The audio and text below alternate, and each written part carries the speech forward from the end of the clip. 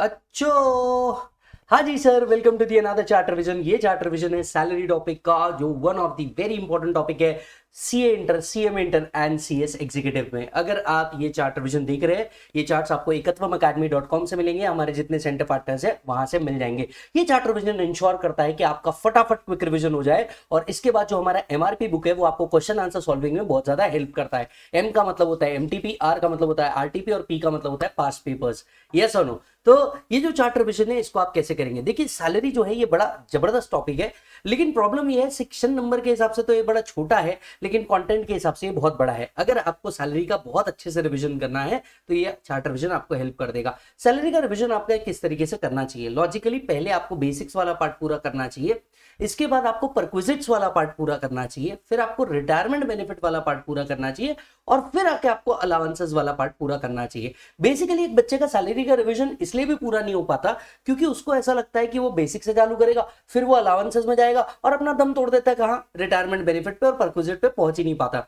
तो आप जब रिवीजन कर रहे हैं थोड़ा सा स्मार्टली प्ले कीजिए। आप पहले सैलरी का बेसिक पार्ट कंप्लीट कीजिए, इसके बाद आप डायरेक्टली परक्विजिट्स में जाइए, क्योंकि आधे से ज्यादा सैलरी परक्विजिट्स पे बेस्ड होता है। तो परक्विजिट्स पे जाइए, परक्विजिट्स के बाद रिटायरमेंट बेनिफिट पे आइए, और फिर आप अलाउंसेस पे आइए, तो आपका रिवीजन बेहतर होगा। ये चार्ट रिवीजन में हम इस तरीके से ही फॉलो करने वाले हैं। तो let's start with the chart revision of salary. Let's go. हाँ जी सर, तो salary is covered under section 15 to 17। 15 से लेके 17 तक के आपका पूरा सैलरी कवर होता है। सेक्शन 15 चार्जिंग सेक्शन देता है। चार्जिंग सेक्शन क्या बोलता है? There must be employer employee relationship. तो भैया अगर आपको सैलरी के अंदर में अपनी इनकम को टैक्स करवाना है तो ये जो सैलरी आपको मिल रही है वो एम्प्लॉयर से मिलनी जरूरी है। इस कॉन्टेक्स्ट में दो बातें हैं जिसको शायद पूछा जा सकता है। पहला, कि फर्म से पार्टनर को जो रेम्यूनरेशन मिल रहा है क्या वो सैलरी में आएगा? The answer is no. Why? Because there is no employer-employee relationship. दूसरा, एमपी एमएलए को जो अमाउंट मिल रही है क्या वो सैलरी में आएगा? The answer is no, because they are not employee, they are public representative, और इसलिए उनका इनकम या तो पीजीबीपी या तो आईएफओएस के अंदर में जाना चाहिए। राइट? तो सैलरी का रिलेशनशिप क्या होना चाहिए? ये रिश्ता क्या कहलाता है दोस्तों? जल्दी बताओ। ये रिश्ता कहलाता है एम्प्लॉयर एम्प्लॉय रिलेशनशिप। तो भैया एम्प्लॉयर एम्प्लॉय रिलेशनशिप होना बहुत जरूरी है।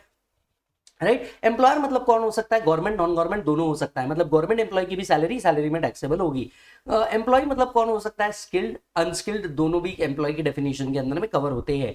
Salary is taxable on due और receipt basis whichever is earlier. Yes, तो सैलरी कहां से टैक्सेबल है? या तो ड्यू पहले हो जाए या तो रिसीट पहले हो जाए, व्हिचएवर इज अर्लियर के बेसिस पे इसको टैक्स किया जाता है। याद रखिए, अगर ड्यू बेसिस पे टैक्स हो चुका है तो फिर अगेन रिसीट बेसिस पे वो टैक्स नहीं होगा। Generally salary is taxable on due और receipt basis whichever is earlier, but कुछ चीजें सिर्फ रिसीट बेसिस पे टैक्सेबल होती है। जैसे एडवांस सैलरी रिसीव हुई तो ही टैक्सेबल होगी, बोनस रिसीव हुआ तो ही टैक्सेबल होगा, salary in lieu of notice period and arrears of salary. ये चार चीजें ऐसी हैं जो रिसीव्ड होने पे ही टैक्सेबल होगी। ड्यू और रिसीट व्हिचएवर इज अर्लियर के बेसिस पे टैक्स नहीं की जाएगी। Are you getting the point? Yes, let's start with the another point. Salary हम जब भी कंप्यूट करते हैं बेसिकली इसमें तीन पार्ट होते हैं। Basic including the retirement benefit plus taxable allowance plus taxable perquisite. यानी सैलरी जब भी मिले कैसे मिलनी चाहिए बेटा? बाप मिलनी चाहिए। बाप बोले तो basic plus allowances plus perquisite, ये तीनों का कॉम्बिनेशन बनाता है आपका ग्रॉस सैलरी। ग्रॉस सैलरी में से आप डिडक्शन माइनस करते हैं तब बनता है आपका टैक्सेबल सैलरी। यस और नो? अच्छा, अगर एम्प्लॉयर ने एम्प्लॉय के बिहाफ पे अग्निवीर कॉर्पस फंड में पैसा लगाया है, क्या ये सैलरी का पार्ट बनेगा? Answer is yes. Salary include contribution made by central government in the previous year to the Agniveer corpus fund. तो सेंट्रल गवर्नमेंट ने एसएससी के बिहाफ पे अग्निवीर कॉर्पस फंड में पैसा डाला, पहले सैलरी में क्या किया जाएगा? ऐड किया जाएगा, और बाद में 80CCH2 में डिडक्शन मिलेगा। राइट? एंड बाद में उसको 80CCH के अंदर में क्या मिलेगा? डिडक्शन मिलेगा। यस, तो बेसिकली पूरे सेक्शन 15 से क्या याद रखना है? एम्प्लॉयर एम्प्लॉय रिलेशनशिप होनी चाहिए, बस ये वाला पार्ट याद रखना है। यस, चेक करो। चलिए नेक्स्ट पार्ट पे आते हैं, fully taxable part of salary. देखिए, सैलरी के अंदर में ये चीजें अगर रिसीव हो रही है तो ये फुल्ली टैक्सेबल होगी। एक बात याद रखिए, सैलरी के अंदर में बेसिक, फीस या फिर वेजेस, ये तीनों एक ही वर्ड है। राइट? सो सैलरी में क्या क्या टैक्सेबल है? पहला बेसिक, दूसरा बोनस जो आपको रिसीव हो रहा है वो, तीसरा फीस जो आपको रिसीव हो रही है वो, advance salary, arrears of salary, any commission, leave encashment और अनकम्यूटेड पेंशन, ये सारे के सारे fully taxable component of salary है। अब यहाँ पे कहां कहां क्या क्या इशू आते हैं एग्जाम में, आपको वो सारी डिटेल अच्छी से बता देता हूं। जैसे आता है basic salary. Basic salary exam में आपको दो तरीके से दिया जाता है, एक आपको मंथली सैलरी दिया होगा और दूसरा ग्रेड पे दिया होगा। अगर आपको पर मंथ सैलरी दी है तो आपको टेंशन लेने की कोई जरूरत ही नहीं है, salary into number of months कर दीजिए, आपका ऑटोमेटिक टैक्सेबल सैलरी आ जाएगा। लेकिन अगर आपको ग्रेड पे दिया है तो वो कुछ इस तरीके से दिया होता है, लेट्स से 40,000, 4,000, 60,000, इस तरीके से आपको ग्रेड पे दिया होगा। अब इसका इंटरप्रिटेशन किस तरीके से होता है, याद करो बच्चों, हम लोगों ने करा था, इसका इंटरप्रिटेशन किस तरीके से होता है, जब भी एम्प्लॉय वर्क ज्वाइन करेगा तो उसका सैलरी होगा 40,000 पर मंथ, जैसे उसको 1 ईयर कंप्लीट होगा तो उसका सैलरी 4,000 से इंक्रीज होकर 44,000 पर मंथ हो जाएगा, और ऐसा तब तक चलता रहेगा हर साल जब तक कि उसका सैलरी 60,000 पर मंथ नहीं हो जाता। Are you getting the point? इसके ऊपर हमने रेगुलर और फास्ट ट्रैक दोनों के अंदर में क्वेश्चन लिए हैं, जरूर सॉल्व करिएगा। दूसरा आता है बोनस का एडजस्टमेंट। बोनस भी आपको दो तरीके से एडजस्ट करके दिया जा सकता है, एक बोनस का या तो आपको अमाउंट दे देंगे, या तो दूसरा नंबर ऑफ मंथ्स का बोनस देंगे। जैसे bonus is 2 month of salary, तो आपको क्या करना चाहिए फिर, बेसिक इंटू 2 मंथ्स, इस तरीके से आपका टैक्सेबल बोनस निकल जाएगा। ठीक उसी तरीके से कमीशन भी दो तरीके से दिया जा सकता है, एक आपको सीधा कमीशन का अमाउंट दे देंगे, दूसरा as a percentage of turnover देंगे। अगर परसेंटेज ऑफ टर्नओवर दिया है तो टर्नओवर का अमाउंट भी दिया जाएगा, टर्नओवर इनटू परसेंटेज आपका टैक्सेबल कमीशन निकलना चाहिए। यस और नो? अब ये अनकम्यूटेड पेंशन क्या होता है, रिटायरमेंट के बाद अगर पेंशन आपको मंथली बेसिस पे मिले, यस, जिसको हम कहते हैं मंथली पेंशन, सो रिटायरमेंट के बाद अगर आपको पेंशन मंथली बेसिस पे मिले तो इसके हम कहते हैं अनकम्यूटेड पेंशन, जो टोटली क्या होता है बेटा, टैक्सेबल होता है। फिर आता है लीव एनकैशमेंट या लीव सैलरी। क्या होता है ये, अगर मान लीजिए आपको लीव, पेड लीव था और आपने लीव लेने के बदले काम कर दिया, तो वो जो पैसा है आपको लीव सैलरी के नाम से मिलता है, विच इज टोटली टैक्सेबल। तो एक बार इस लिस्ट को पूरा देख लीजिए, these amounts are fully taxable.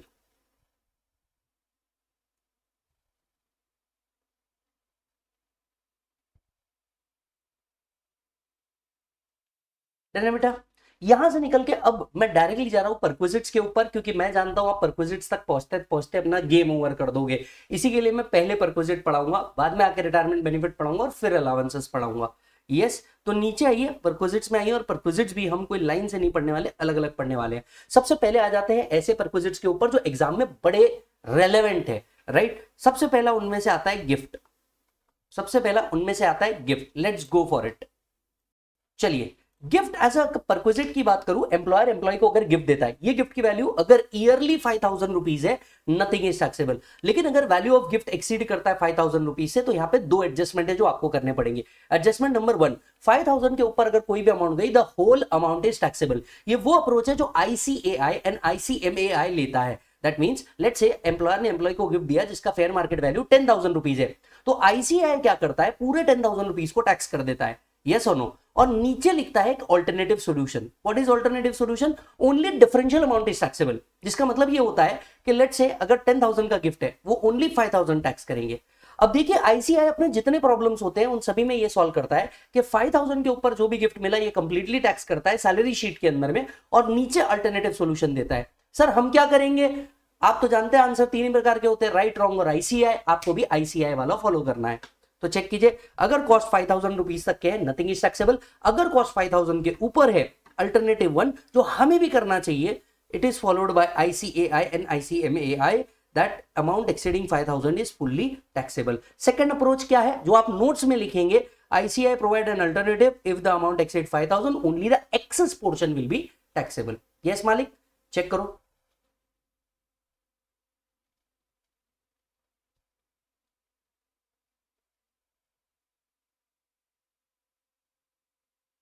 चलिए, नेक्स्ट आता है credit card facility. Employer employ को क्रेडिट कार्ड फैसिलिटी प्रोवाइड करता है। पर्पस दो हो सकते हैं, पहला हो सकता है ऑफिशियल पर्पस, दूसरा हो सकता है अदर पर्पस। अगर ऑफिशियल पर्पस के लिए दिया तो एम्प्लॉय को तो कुछ बेनिफिट मिला ही नहीं, जब एम्प्लॉय को तो उसको बेनिफिट मिला ही नहीं तो टैक्सेबिलिटी आ सकती नहीं। सो एम्प्लॉयर ने एम्प्लॉय को ऑफिशियल पर्पस के लिए दिया तो टैक्सेबिलिटी आएगी नील। यही अगर अदर पर्पस के लिए दे दिया तो whatever is the actual cost born by employer, क्योंकि इस क्रेडिट कार्ड का बिल तो कंपनी बेयर करेगी, तो whatever is the cost born by employer minus anything recovered from employ. अब ये एनीथिंग रिकवर्ड फ्रॉम एम्प्लॉय क्या होता है? मान लीजिए क्रेडिट कार्ड का बिल आया 10,000 और एम्प्लॉय की सैलरी से आपने सिर्फ 2,000 डिडक्ट किया, नेट बेनिफिट टू एम्प्लॉय कितना हुआ? 8,000। तो 10,000 is the cost to employer, 2,000 is recovered from employee and 8,000 will be called as perquisite.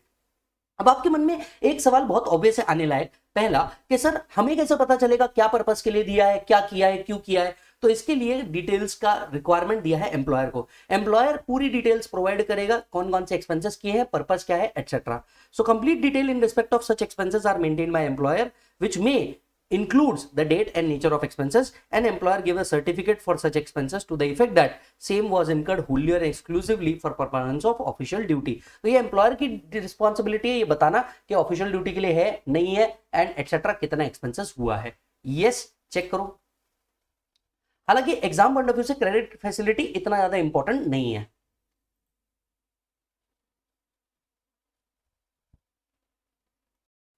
चलिए नेक्स्ट आता है क्लब फैसिलिटी। एम्प्लॉयर एम्प्लॉय को क्लब फैसिलिटी प्रोवाइड कर सकता है। अगर ये ऑफिशियल पर्पस के लिए होगी तो नील। एक बात आप दिमाग में फिट कर दीजिए, कोई भी बेनिफिट जो ऑफिशियल पर्पस के लिए होता है उसमें एम्प्लॉय का पर्सनल कोई बेनिफिट नहीं होता तो टैक्सेबिलिटी नहीं आ सकती।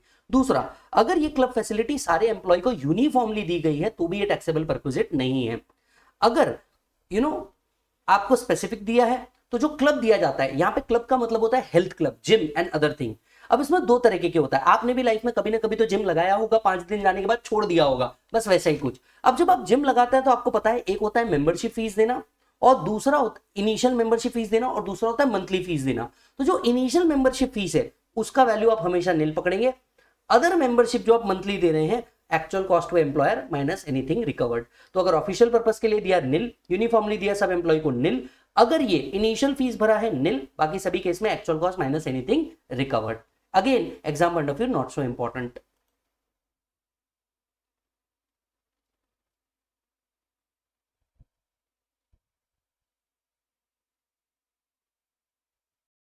नेक्स्ट परक्विजिट आता है हमारा ESOP, employee stock options. Employer employ को कई बार ईसॉप्स प्रोवाइड करता है, राइट। ये जो ईसॉप्स होते हैं ये मार्केट वैल्यू से कम के प्राइस पे दिए जाते हैं and thus became a net benefit for employee. मान लीजिए रिलायंस ने अपने एम्प्लॉइज को ईसॉप्स इशू कर दिए, मार्केट प्राइस चल रहा होगा 2500 पर शेयर, एम्प्लॉय को दे दिया 2000 में, नेट बेनिफिट टू एम्प्लॉय कितना हो गया 500 पर शेयर। बस यही तो परक्विजिट है।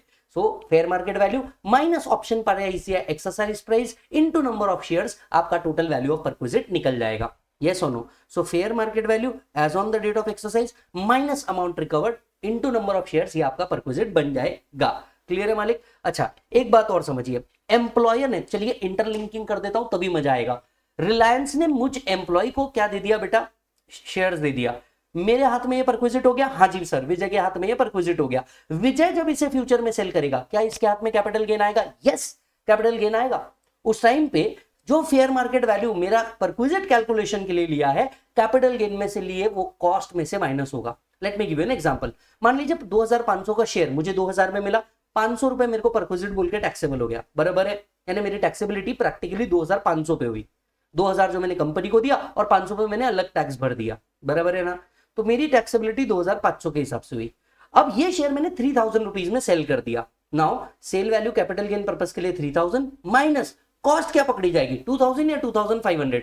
2500 आपकी कॉस्ट पकड़ी जाएगी, क्योंकि 2000 तो आपने पे किया प्लस 500 पे भी आपने टैक्स दे दिया, तो आपकी कॉस्ट 2500 पकड़ी जाएगी। That is fair market value taken for calculation of perquisite. ये हेल्प करता है डबल टैक्सेशन अवॉइड करने में। यस, इंपॉर्टेंट है, याद रखिएगा। तो गिफ्ट के बाद कुछ इंपॉर्टेंट है तो वो ईसॉप इंपॉर्टेंट है एज ऑफ नाउ, चेक करो।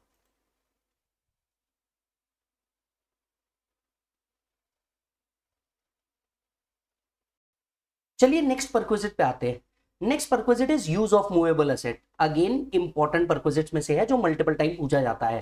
एम्प्लॉयर एम्प्लॉय को असेट्स यूज करने के लिए दे देता है। अब देखिए ये कई प्रकार के असेट्स हो सकते हैं, लेकिन एग्जाम्पशन दिया गया है किसको, लैपटॉप एंड कंप्यूटर्स को। अगर एम्प्लॉयर ने एम्प्लॉय को लैपटॉप या कंप्यूटर्स दे दिया, चाहे ये ऑफिशियल पर्पस के लिए हो चाहे ये पर्सनल पर्पस के लिए हो, ये परक्विजिट नील पकड़ा जाएगा।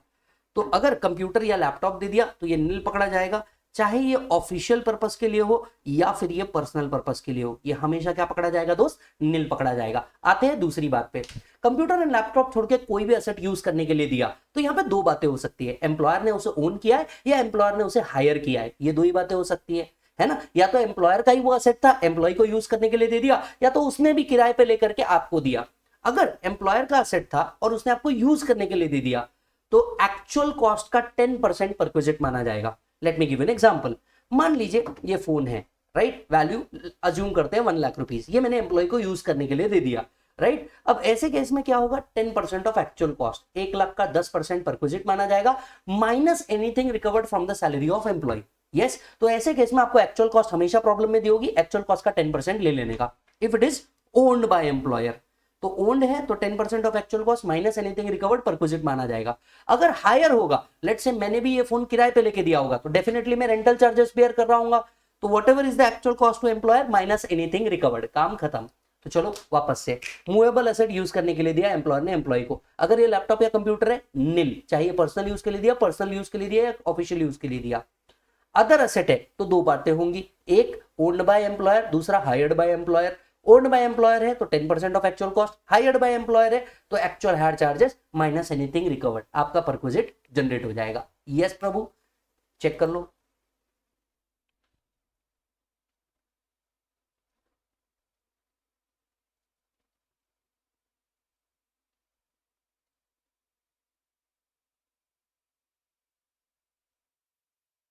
चलिए सर आते हैं नेक्स्ट परक्विजिट के ऊपर, sale of movable asset, again important की कैटेगरी है। सर आप तो सभी को इंपॉर्टेंट कह रहे हैं, परक्विजिट्स इंपॉर्टेंट है, आप कोई भी सैलरी का प्रॉब्लम उठा करके देखिएगा सर, परक्विजिट्स ही परक्विजिट्स भर भर के पूछे जाते हैं। यस और नो, तो जो इंपॉर्टेंट है उसको इंपॉर्टेंट बोलना पड़ेगा, ऑप्शन नहीं है। अब एम्प्लॉयर एम्प्लॉय को कई बार असेट क्या कर देता है, सेल कर देता है। इन्हें हम 3 कैटेगरी में डिवाइड करते हैं, computer including computer related electronics, car और अदर असेट, ऐसे 3 कैटेगरी में इसे डिवाइड करना पड़ता है। असेट कोई भी हो आप इन 3 कैटेगरी में ही उसे डिवाइड करेंगे, पहला कंप्यूटर, कंप्यूटर रिलेटेड इलेक्ट्रॉनिक्स, दूसरा कार, तीसरा अदर एसेट्स। इन 3 में ही आपको क्या करना पड़ेगा दोस्त, क्लासिफाई करना पड़ेगा। नाउ यहां पे computer related electronics word use किया गया है, मतलब यहां पे जो इलेक्ट्रॉनिक्स है ये कंप्यूटर से रिलेटेड ही होना चाहिए। तो इलेक्ट्रॉनिक्स जो वर्ड यहां पे यूज किया गया है इसका मीनिंग है computer related. Sir computer related मतलब ये माउस होना चाहिए, प्रिंटर होना चाहिए, एटसेट्रा। लेट्स से अगर एसी बेचा तो एसी आपके अदर एसेट्स में आ जाएगी, भले ही एसी इलेक्ट्रॉनिक है पर वो कंप्यूटर रिलेटेड इलेक्ट्रॉनिक नहीं है, तो आपका एसी हो गया, आपका फ्रिज हो गया, ये सब अदर एसेट्स के अंदर में आएगा। तो सबसे पहले करना क्या है, देखिए ये परक्विजिट निकालने के लिए अच्छी खासी मेहनत करनी पड़ती है। ये परक्विजिट्स में आपको सबसे पहले असेट का एक्चुअल कॉस्ट लेना होता है, एक्चुअल कॉस्ट में से आपको डिप्रीसिएशन माइनस करना होता है for each completed year, her completed year का डिप्रीसिएशन आपको माइनस करना होता है। यहाँ एक गेम बताता हूं आपको क्या होता है, इंस्टीट्यूट क्या करती है, आपको 1.5 ईयर का 1.5 ईयर की डिटेल देगी। अब आपको डिप्रीसिएशन सिर्फ उसी ईयर के लिए कंप्यूट करना है जिस ईयर में कंप्लीटेड ईयर हुआ होगा, मतलब वो बैलेंस हाफ का आपको डिप्रीसिएशन कंप्यूट करना ही नहीं है। Depreciation is to be completed for each completed year, है ना। दूसरी बात, ये कंप्लीटेड ईयर भी कहां से काउंट करना है, from the date of acquisition. ये कंप्लीटेड ईयर भी कहां से काउंट करना है, from the date of acquisition.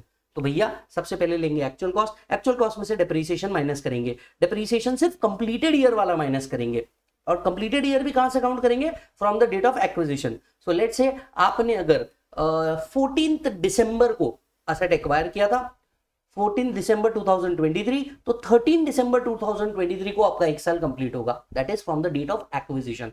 Logic समझ में आया सभी को, आया ना। अब सवाल उठता है कि सर डिप्रीसिएशन का रेट क्या होगा और डिप्रीसिएशन की मेथड क्या होगी। देखिए डिप्रीसिएशन की मेथड डिपेंड करता है कौन सा असेट है। अगर ये कार है हम WDV यूज करेंगे, राइट। अगर ये कंप्यूटर रिलेटेड इलेक्ट्रॉनिक्स है हम WDV यूज करेंगे, लेकिन अदर असेट्स के लिए हम SLM यूज करेंगे। यस जी हाँ, अदर असेट के लिए हम SLM यूज करेंगे। तो car and computer related electronics and computers के लिए हम लोग क्या यूज करेंगे सर, WDV। अदर असेट्स के लिए हम SLM बेसिस यूज करेंगे। डिप्रीसिएशन के रेट अलग है जो हम PGBP में यूज करते हैं उससे। मैक्सिमम बच्चा यहाँ पे कंफ्यूज होता है और कहां गलती कर देता है, वो डिप्रीसिएशन के रेट याद रखता है और सैलरी में अप्लाई कर देता है। बुलाती है मगर जानेगा नहीं दोस्तों, हाँ बुलाती है मगर जानेगा नहीं दोस्तों। यहां पे आपको डिप्रीसिएशन रेट इधर के ही याद रखने होंगे। जैसे कंप्यूटर इलेक्ट्रॉनिक्स के लिए rate of depreciation is 50%, car के लिए rate of depreciation is 20%, वेराज other assets के लिए रेट ऑफ डिप्रीसिएशन इज 10%। तो कमॉन क्या करना होगा, अगर एम्प्लॉयर ने एम्प्लॉय को असेट सेल किया है, actual cost to employer minus depreciation for each completed year. Depreciation की मेथड क्या होगी, WDV SLM। डिप्रीसिएशन के रेट क्या होंगे, 50%, 20%, 10%। यस और नो। तो ईच कंप्लीटेड ईयर का डिप्रीसिएशन माइनस करने के बाद आपको क्या मिलेगा सर, WDV मिलेगा। WDV में से सेल वैल्यू माइनस कीजिए, आपको परक्विजिट मिल जाएगा। एक बात याद रखिए, परक्विजिट तभी अराइज होगा when sale value is less than WDV। Imagine employer का WDV आ रहा है 20,000, आपने सेल किया 30,000 में, एम्प्लॉय को कहां बेनिफिट हुआ, उसको तो उल्टा एम्प्लॉयर का तो डब्ल्यूडीवी से ज्यादा की रिकवरी होगी। एम्प्लॉय को तब बेनिफिट होगा ना जब sale value is less than WDV. Yes, तो परक्विजिट कब अराइज होगा, perquisite arise when sale value is less than WDV. Yes, तो कम ऑन, थर्ड टाइम, आप जब भी कोई एसेट बेच रहे हैं आपको सबसे पहले ये चेक करना है एसेट कौन सा है। तीन कैटेगरी ऑफ एसेट्स हो सकते हैं, computer, computer related electronics, car और अदर एसेट। क्या करना है, पहले एक्चुअल कॉस्ट लेना है, एक्चुअल कॉस्ट में से डेप्रिसिएशन माइनस करना है फॉर ईच कंप्लीटेड ईयर। कैसे माइनस करोगे बोलो, ईच कंप्लीटेड ईयर का आपको डेप्रिसिएशन माइनस करना है। अच्छा जी सर, ये जो डेप्रिसिएशन का रेट है क्या लेंगे, WDV, WDV SLM. Date of depreciation क्या लेंगे, 50%, 20%, 10%। डब्ल्यूडीवी निकालो, डब्ल्यूडीवी में से सेल वैल्यू माइनस करो, परक्विजिट अराइज हो जाएगा। Check it out.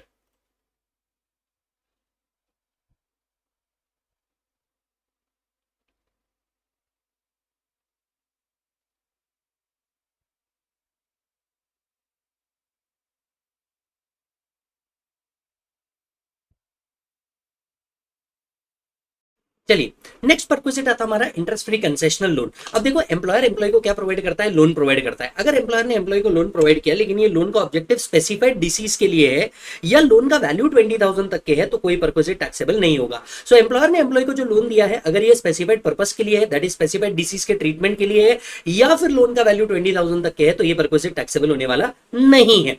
अगर लोन का वैल्यू बियॉन्ड 20,000 है तो आपको देखना होगा कि रेट ऑफ इंटरेस्ट जो है क्या वो equal to and higher than SBI rate है। फॉर एग्जांपल मान करके चलिए एसबीआई का रेट चल रहा है 9%, जबकि एम्प्लॉयर ने चार्ज किया है 12%। तो आप बताइए एम्प्लॉय को कोई बेनिफिट हुआ क्या, नहीं। उससे अच्छा तो वो किससे ले लेता, एसबीआई से ले लेता।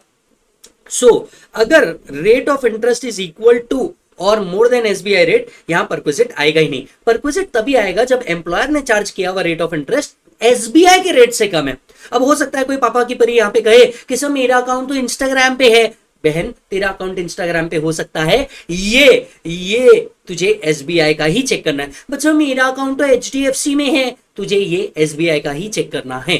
ठीक है, सो अगर आपका रेट ऑफ इंटरेस्ट एसबीआई का जो है ये किस दिन का है बेटा, first day of the previous year. First day of the previous year का तेरा एसबीआई का rate of interest and employer का रेट ऑफ इंटरेस्ट चेक करना है। एम्प्लॉयर का रेट ऑफ इंटरेस्ट एसबीआई के रेट से कम है तो आपको डिफरेंशियल रेट पे क्या कैलकुलेट करना है, परक्विजिट कैलकुलेट करना है। फॉर एग्जांपल 1 अप्रैल के दिन ऑफ द प्रीवियस ईयर, ठीक है, आपका जो भी प्रीवियस ईयर है 1 अप्रैल ऑफ द प्रीवियस ईयर के दिन आपने क्या किया, एसबीआई का रेट था वॉज 10%, वेयरएज एम्प्लॉयर ने चार्ज किया 6%। एम्प्लॉय को ईयरली बेनिफिट कितना हुआ, 4% का बेनिफिट हुआ। तो इसे हम कहते हैं एसबीआई का डिफरेंशियल रेट।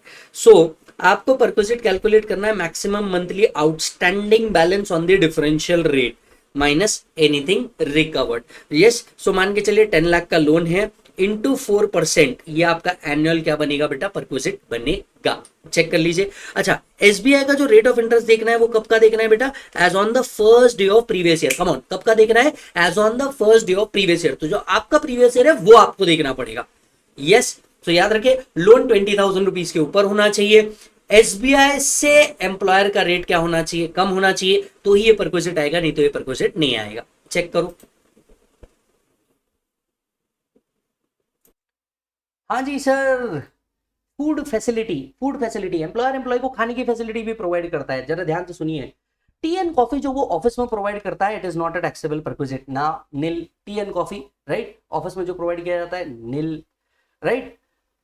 अगर आपको फूड प्रोवाइड किया गया इन अ रिमोट एरिया और ऑफशोर इंस्टॉलेशन, देखिए कई बार ऐसे जगह पे एम्प्लॉय होता है जहां से फूड खाने जाना या फूड अकोमोडेट करना पॉसिबल नहीं होता, तो एम्प्लॉयर जहां प्लेस ऑफ वर्क है वहीं पे फूड प्रोवाइड करवा देता है। फॉर एग्जांपल शिप, राइट, तो शिप में ही एम्प्लॉय को क्या प्रोवाइड किया जाता है, फूड किया जाता है, और ship is a remote area.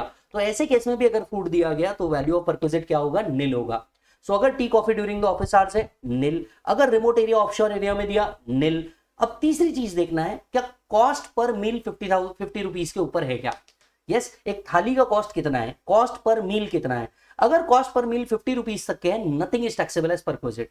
If cost per meal is ₹50 तक के, nothing is taxable as perquisite. But if cost per meal exceed ₹50, तो ऐसे केस में डिफरेंशियल अमाउंट टैक्सेबल होगी। Let me give an example, employer ने employee के लिए एक 70 रुपए की थाली रखी, ₹70 में से ₹50 आप माइनस कर देंगे, ₹20 जो है इनटू नंबर ऑफ मील्स जितने प्रोवाइड किए हैं, ये आपके टैक्सेबल परक्विजिट बन जाएंगे। यस, ये आपका टैक्सेबल परक्विजिट बन जाएगा। तो चलिए ध्यान से सुनिए, tea and snacks during office hours, so tea and snacks during office hours nil. अगर रिमोट एरिया ऑफशोर इंस्टॉलेशन में दिया नील, ₹50 के ऊपर वैल्यू नहीं जा रही, नील, ₹50 के ऊपर वैल्यू जा रही है, तो जितना डिफरेंशियल अमाउंट है इनटू नंबर ऑफ मील्स, ये आपका टैक्सेबल परक्विजिट बनेगा। एक बात याद दिला दूं, अगर असेसी क्या कर लेता है, 115 बीएसी ऑप्ट कर लेता है, तो ये ₹50 का जो एग्जाम्पशन है ये नहीं मिलेगा, विच मींस आपका मील कंप्लीटली टैक्सेबल हो जाएगा। क्लियर है मालिक? अच्छा देखिए, जनरली प्रॉब्लम आपको नंबर ऑफ डेज बताता है, लेकिन अगर प्रॉब्लम ने नंबर ऑफ डेज नहीं बताए तो आपको 300 डेज कंसिडर करना है। ये कंसिडर करना है कि आपको 300 डेज मील मिला है। सो यहां पे लिख के रखिए, if number of days meals are provided are not given, assume 300 days in a year।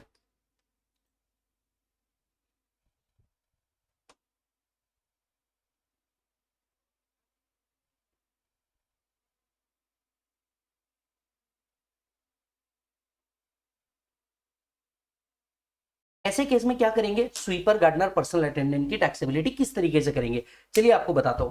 सबसे पहले ये देखना है आपको, स्वीपर, गार्डनर और पर्सनल अटेंडेंट अपॉइंट कौन करता है। अगर इसको अपॉइंट एम्प्लॉय ने किया है तो it is taxable to all employee. अगर इसको अपॉइंट किसने किया है, एम्प्लॉय ने किया है, तो it is taxable to all employ.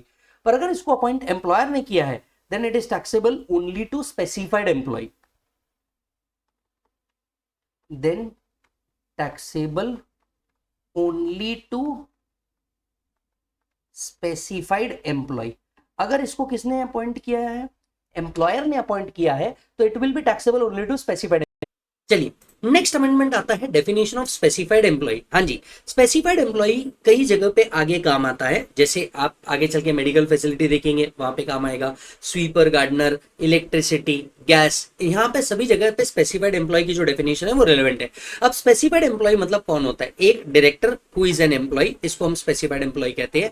Employ जिसके पास कंपनी के 20% या उससे ज्यादा के वोटिंग पावर हो, हम उसे कहते हैं स्पेसिफाइड एम्प्लॉय।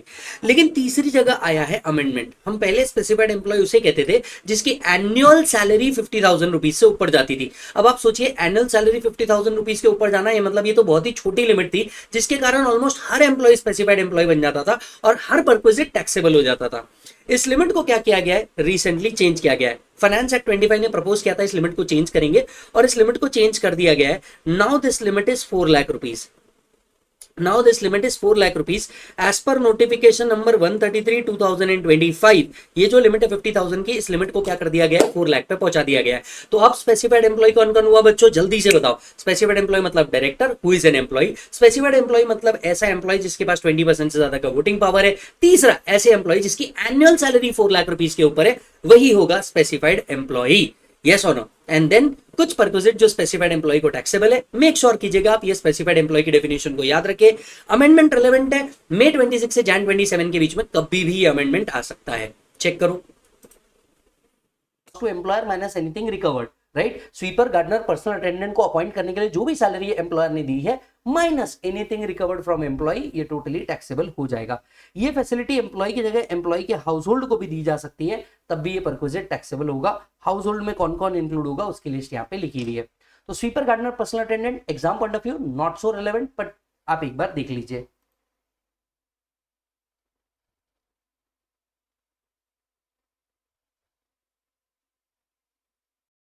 नेक्स्ट परक्विजिट आता है gas, water, electricity which is taxable only in case of specified employee, right. सबसे पहले ये देखेंगे गैस, वाटर, इलेक्ट्रिसिटी क्या हम मैन्युफैक्चर करते हैं या हम भी हायर करते हैं।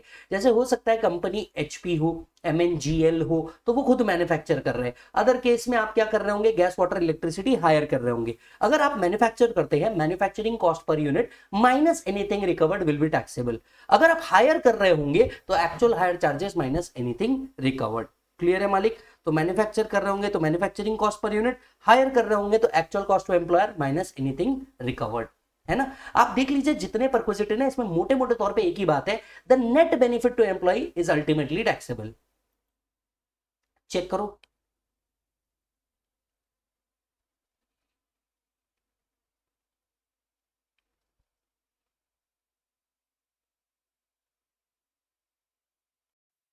चलिए नेक्स्ट टैक्सेबिलिटी पे आते हैं, एजुकेशन फैसिलिटी। एम्प्लॉयर एम्प्लॉय के बच्चों को एजुकेशन फैसिलिटी प्रोवाइड कर सकता है अगर cost per month does not exceed 1000 rupees, it is not taxable. लेकिन उसके पहले आपको थोड़ा से और क्लासिफिकेशन करने पड़ेंगे। क्या ये एम्प्लॉय के बच्चों को दिया गया है या अदर हाउस होल्ड को दिया गया है? राइट, अदर हाउस होल्ड को दिया गया है, जैसे उसकी सिस्टर के लिए हो सकता है, उसके ब्रदर के लिए हो सकता है। यहां यह परक्विजिट थोड़ा सा डिफर कर सकता है। If it is provided to the employees children, employee के बच्चों को दिया है, if the cost does not exceed 1000 per month, nothing is taxable. So if the cost of education does not exceed 1000 per month, nil. If the cost of education exceed 1000 per month, तो ऐसे case में cost to employer minus 1000 per month minus anything recovered from employee.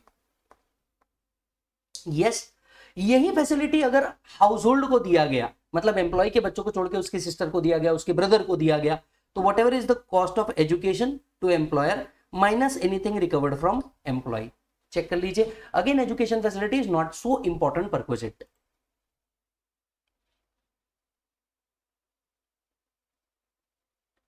किसको दिया है उस basis पे आपका perquisite क्या हो जाएगा, चेंज।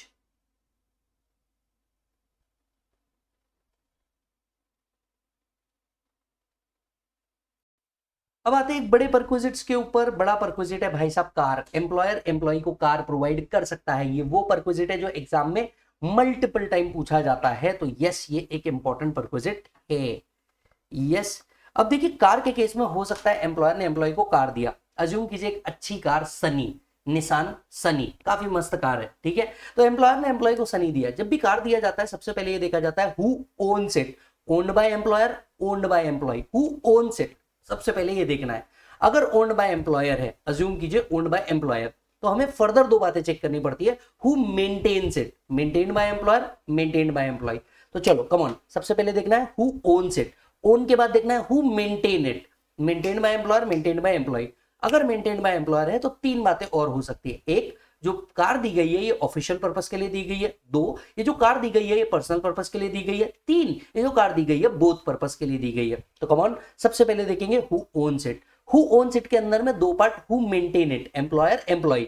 हु मेंटेन इट के अंदर में, एम्प्लॉयर के अंदर में तीन part, official purpose, personal purpose, both purpose. अगर ऑफिशियल पर्पस के लिए दिया है परक्विजिट क्या होगा, हर बार की तरह निल, तो ऑफिशियल पर्पस है तो निल।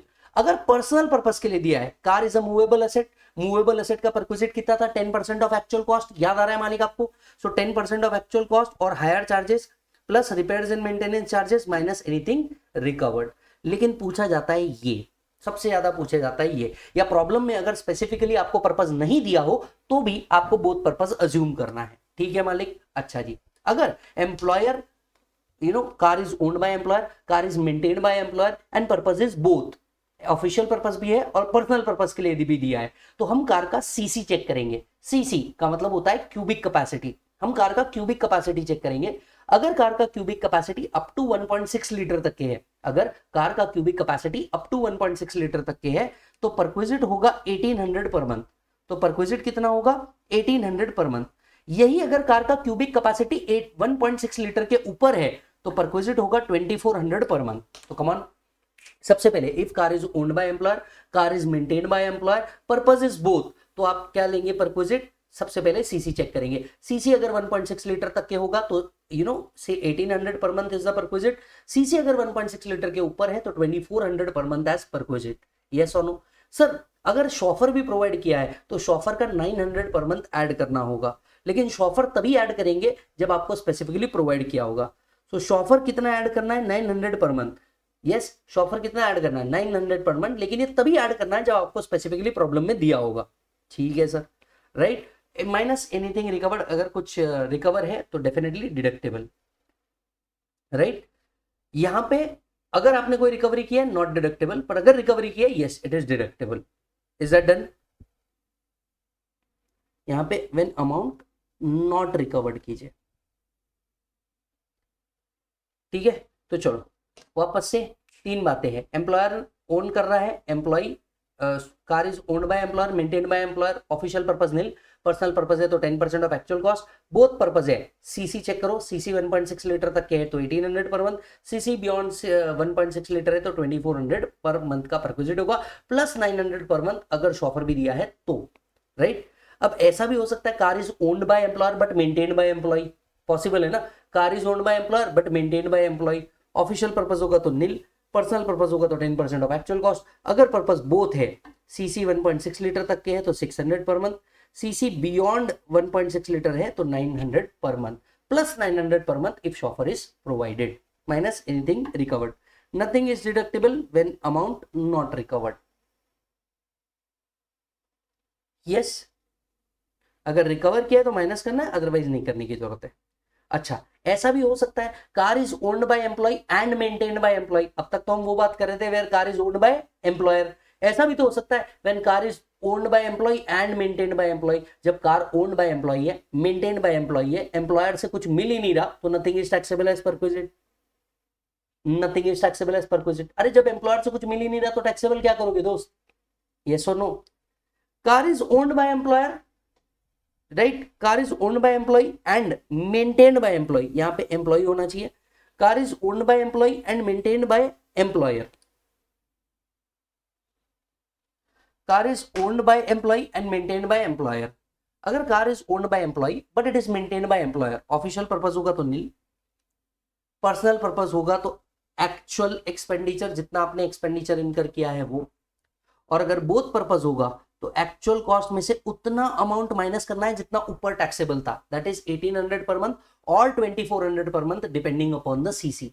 तो ध्यान से सुनिए, सबसे पहले if car is owned by employee, car is maintained by employer, purpose is both, तो actual cost to employer, employer ने जितना खर्चा किया उतना, माइनस 1800 पर मंथ और 2400 per month. It must be noted, यहां जितना टैक्सेबल था यहां आप उतना एक्चुअल एक्सपेंडिचर से माइनस कर रहे हैं, यहां आप उतना एक्चुअल एक्सपेंडिचर से माइनस कर रहे हैं। अगर शॉफर भी दिया है तो 900 पर मंथ शॉफर के भी आप क्या करेंगे, माइनस। क्लियर है? तो चलो दो पार्ट, सबसे पहले कार को दो पार्ट में डिवाइड करो, owned by employer, owned by employee. Owned by employer के अंदर में दो part, maintained by employer, maintained by employee. If it is maintained by employer, तीन part, official purpose nil, personal purpose 10% of actual cost. अगर both purpose है तो CC check करेंगे, CC 1.6 litre तक के है तो 1800 पर मंथ, बियॉन्ड 1.6 लीटर है तो 2400 per month, 900 per month chauffeur का भी ऐड करेंगे अगर दिया होगा, minus anything recovered. Car is owned by employer, maintained by employee, up to 1.6 liter 600 per month, beyond 1.6 liter 900 per month, plus 900 per month for chauffeur if given, minus anything recovered। ठीक है मालिक? उधर गए, car is owned by employee, maintained by employee, nothing is taxable perquisite, because जब employer से कुछ मिल ही नहीं रहा तो टैक्सेबल क्यों होगा? Car is owned by employee, maintained by employer, official purpose nil, personal purpose actual cost minus anything recovered, both purpose actual cost minus 1800 और 2400 पर month depending upon the CC. Sir अगर प्रॉब्लम में CC नहीं दिया हो तो assume करें below 1.6 litre. तो अगर प्रॉब्लम में नहीं दिया है कि सीसी कितना है, अज्यूम करना है बिलो 1.6 लीटर को। ठीक है सर। सर अगर कोई अदर ऑटोमोटिव दे दिया तो, कार छोड़ करके लेट्स से टू व्हीलर दे दिया तो ऐसे केस में अगर पर्पस बोथ पर्पस है तो whatever is actual cost less 900 rupees per month, आप क्या करेंगे, माइनस करेंगे। यस मालिक, चेक कर लो एक बार अच्छे से ये भी।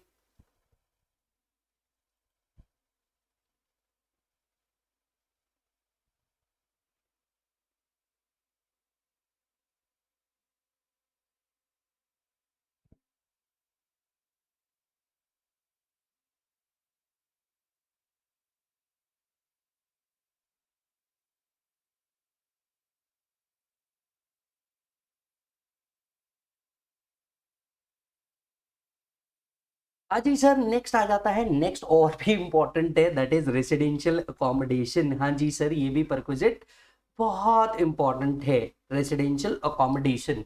देखिए एम्प्लॉयर एम्प्लॉय को रेसिडेंशियल फैसिलिटी प्रोवाइड करता है, प्राइमा फेसी से हम दो पार्ट में डिवाइड करते हैं, एक फर्निश्ड अकोमोडेशन, दूसरा है अनफर्निश्ड अकोमोडेशन। फर्निश्ड अकोमोडेशन के लिए भी आपको अनफर्निश्ड का वैल्यू पूछा ही जाता है, तो सबसे पहले आपको अनफर्निश्ड अकोमोडेशन की बात करनी होगी। अनफर्निश्ड अकोमोडेशन में हमें फर्दर दो पार्ट करने पड़ते हैं, government employee, non government employee. And non government employee के अंदर में फर्दर तीन पार्ट बनते हैं, ओन्ड, हायर्ड एंड होटल। तो प्राइमा फेसी पहले इस चार्ट को समझ लीजिए, राइट। अगर आप हमारे रेगुलर या फास्ट ट्रैक बैच में है तो आपने इसका एक बहुत बड़ा डिटेल चार्ट हमारे साथ ऑलरेडी बनाया है। ठीक है, तो चलो ध्यान से सुनो, सबसे पहले क्या होता है, फर्निश्ड, अनफर्निश्ड। फर्निश्ड भी है तो आपको वैल्यू एज पर अनफर्निश्ड निकालनी पड़ेगी। वैल्यू एज पर अनफर्निश्ड में दो part, government employee, non government employee, government employee, non government employee. Non government employee के अंदर में तीन पार्ट, ओन्ड, हायर्ड, होटल। तो चलो आते हैं, सबसे पहले वैल्यू एज पर अनफर्निश्ड समझते हैं। इसमें कितने पार्ट थे, दो। पहला गवर्नमेंट, दूसरा नॉन गवर्नमेंट। अब गवर्नमेंट के केस में क्या होगा, जो एग्जाम में 99% नहीं पूछा जाता, licence fees minus anything recovered. तो लाइसेंस फीस आपको प्रॉब्लम में दी होगी, licence fees minus anything recovered is straight away perquisite. So licence fees minus anything recovered is perquisite. अगर अकोमोडेशन नॉन गवर्नमेंट एम्प्लॉय को दिया गया है तो ऐसे केस में तीन बातें होती है, ओन्ड, हायर्ड एंड होटल। अब बच्चे मैक्सिमम टाइम पे ओन्ड वाले पार्ट पे फोकस करते हैं, लेकिन क्वेश्चन सबसे ज्यादा हायर्ड वाले पार्ट पे आता है। आप पास के जितने भी पेपर्स है उसको उठा के देखिए, मैक्सिमम टाइम पे क्वेश्चन हायर्ड पे पूछा गया है, लेकिन बच्चे टेंशन लेते रहते हैं किसका, ओन्ड वाला, और एग्जाम में आ जाता है हायर्ड। यहां हो जाता है उनका गेम। खेला नहीं करना है बेटा, दोनों पढ़ के जाना है, पहला फोकस इस पे, दूसरा फोकस इस पे, ठीक है। अब एम्प्लॉयर नॉन गवर्नमेंट एम्प्लॉय है, एम्प्लॉयर है, उसने अगर प्रोवाइड किया है, ओन्ड है, हायर्ड है या होटल है। अकोमोडेशन तीन तरीके से दिया जा सकता है। पहला ओन्ड, मतलब उसने स्टाफ क्वार्टर्स बना के रखे हैं, वहां दिया। हायर्ड, उसने कहीं और से लेकर के आपको रहने के लिए जगह दी। होटल, आपको रहने के लिए होटल में सुविधा दी। यही तीन बातें हो सकती है। अगर ओन्ड है तो आपको जिस सिटी में इसका अकोमोडेशन दिया है वहां का पॉपुलेशन चेक करना पड़ेगा, राइट। जिस सिटी में दिया है इसका पॉपुलेशन चेक करना पड़ेगा। पहले 2001 के हिसाब से सेंसस था, अब 2011 के हिसाब से सेंसस रखा गया है, ठीक है। पहले 2001 के हिसाब से था, अब ये 2011 के हिसाब से रखा गया है। हालांकि इसका रेलेवेंस नहीं है, इधर आइए। अगर पॉपुलेशन बियॉन्ड 40 लाख है, जिस सिटी में आपको दिया गया है घर, अगर उस पॉपुलेशन बियॉन्ड 40 लाख है तो you need to take 10% of salary. अगर 15 लाख टू 40 लाख है, you have to take 7.5% of salary. और अगर उस जगह का पॉपुलेशन बिलो 15 लाख है तो you have to take 5% of salary. तो कम ऑन, अगर अनफर्निश्ड अकोमोडेशन है, नॉन गवर्नमेंट एम्प्लॉयर है, ऐसे केस में अकोमोडेशन ओन्ड है, तो सबसे पहले क्या चेक करेंगे, पॉपुलेशन। पॉपुलेशन 15 लाख तक के है, 5% ऑफ सैलरी। 15 टू 40 लाख है, 7.5% ऑफ सैलरी। अबव 40 लाख है, 10% ऑफ सैलरी। यस और नो? यस, ये आपके लिए लिया जाएगा। दूसरा हो सकता है अकोमोडेशन हायर्ड हो। अगर अकोमोडेशन हायर्ड है तो you have to take lower of 10% of salary और actual amount paid which ever is lower. तो सम पेड बाय एम्प्लॉयर और 10% of salary which ever is lower.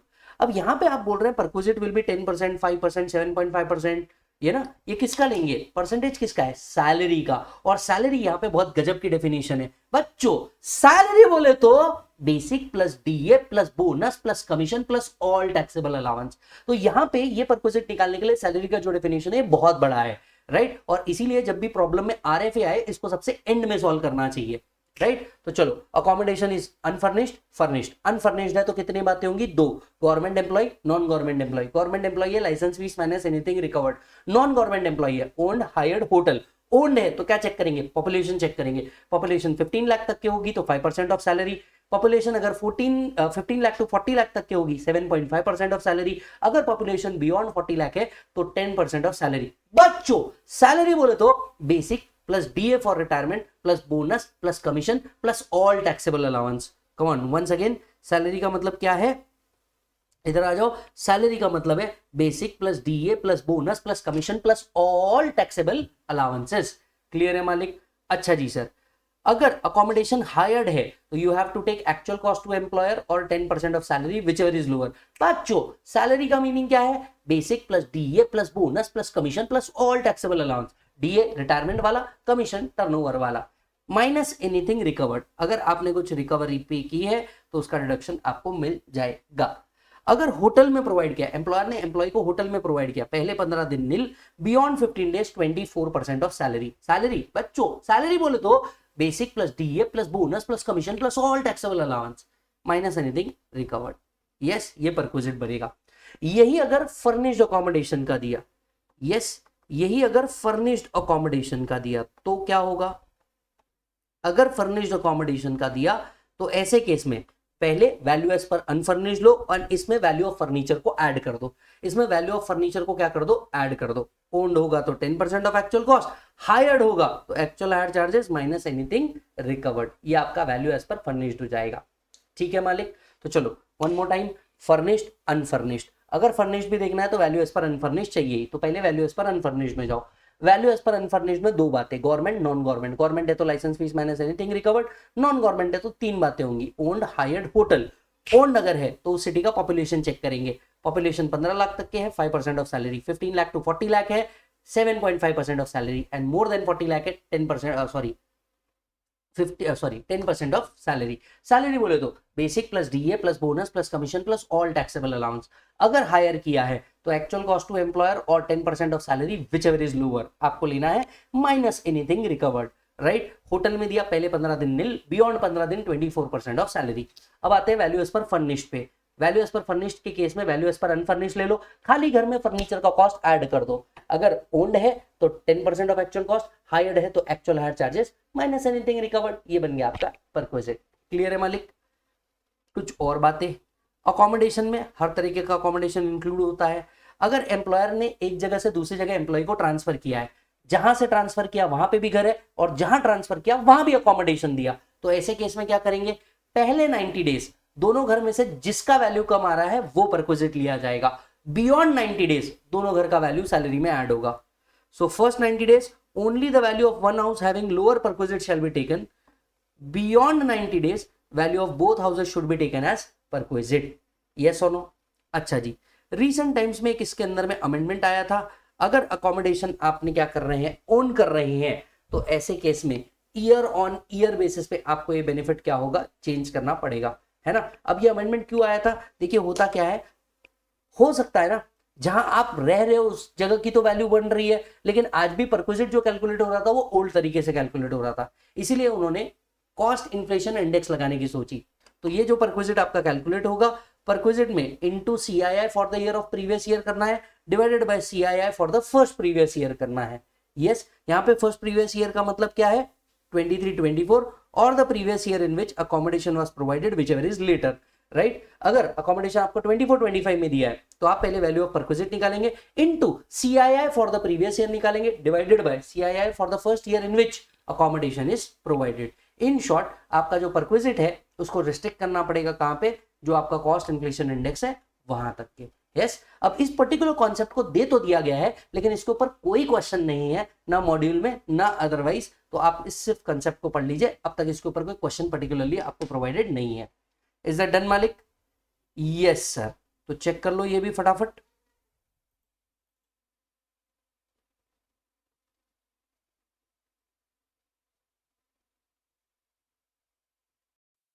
चलिए नेक्स्ट फैसिलिटी के ऊपर आते हैं, ट्रांसपोर्ट फैसिलिटी। एम्प्लॉयर एम्प्लॉय को transport facility provide करता है। अगर ये एयर या रेलवे वालों को प्रोवाइड की गई है तो आपकी वैल्यू को नील पकड़ना पड़ेगा।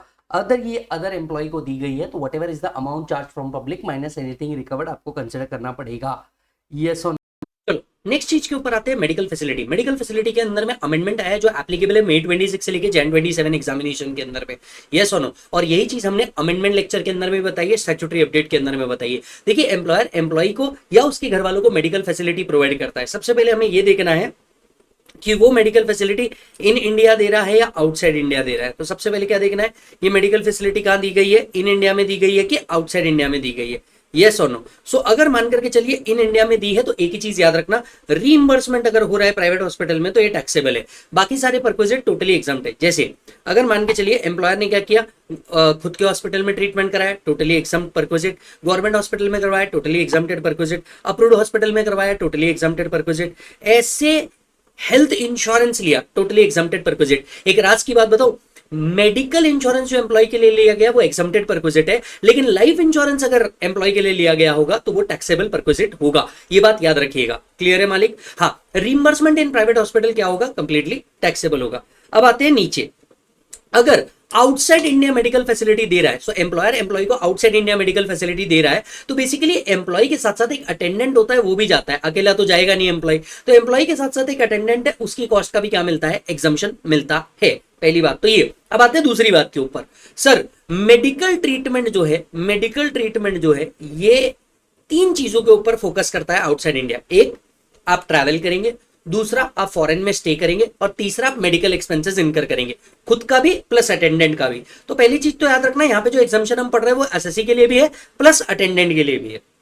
अब आते हैं दूसरी बात के ऊपर, ट्रैवल, स्टे, मेडिकल, 3 एक्सपेंसेस के बारे में सोचना है, राइट।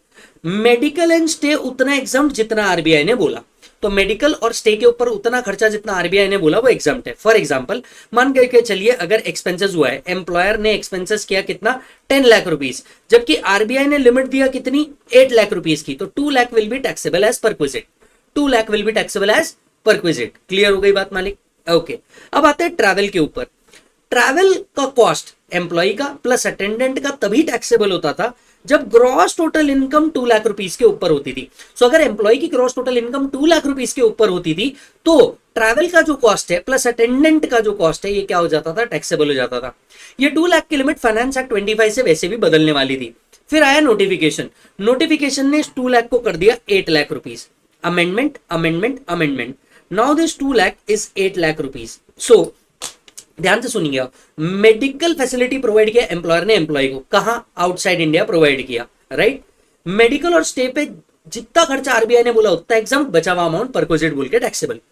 ट्रैवल का कॉस्ट एम्प्लॉय का प्लस अटेंडेंट का टैक्सेबल हो जाएगा अगर एम्प्लॉय की ग्रॉस टोटल इनकम, अगर एम्प्लॉय की gross total income 8 lakh rupees के ऊपर है तो ट्रैवल का कॉस्ट टैक्सेबल, नहीं तो ट्रैवल का कॉस्ट टैक्सेबल नहीं होने वाला।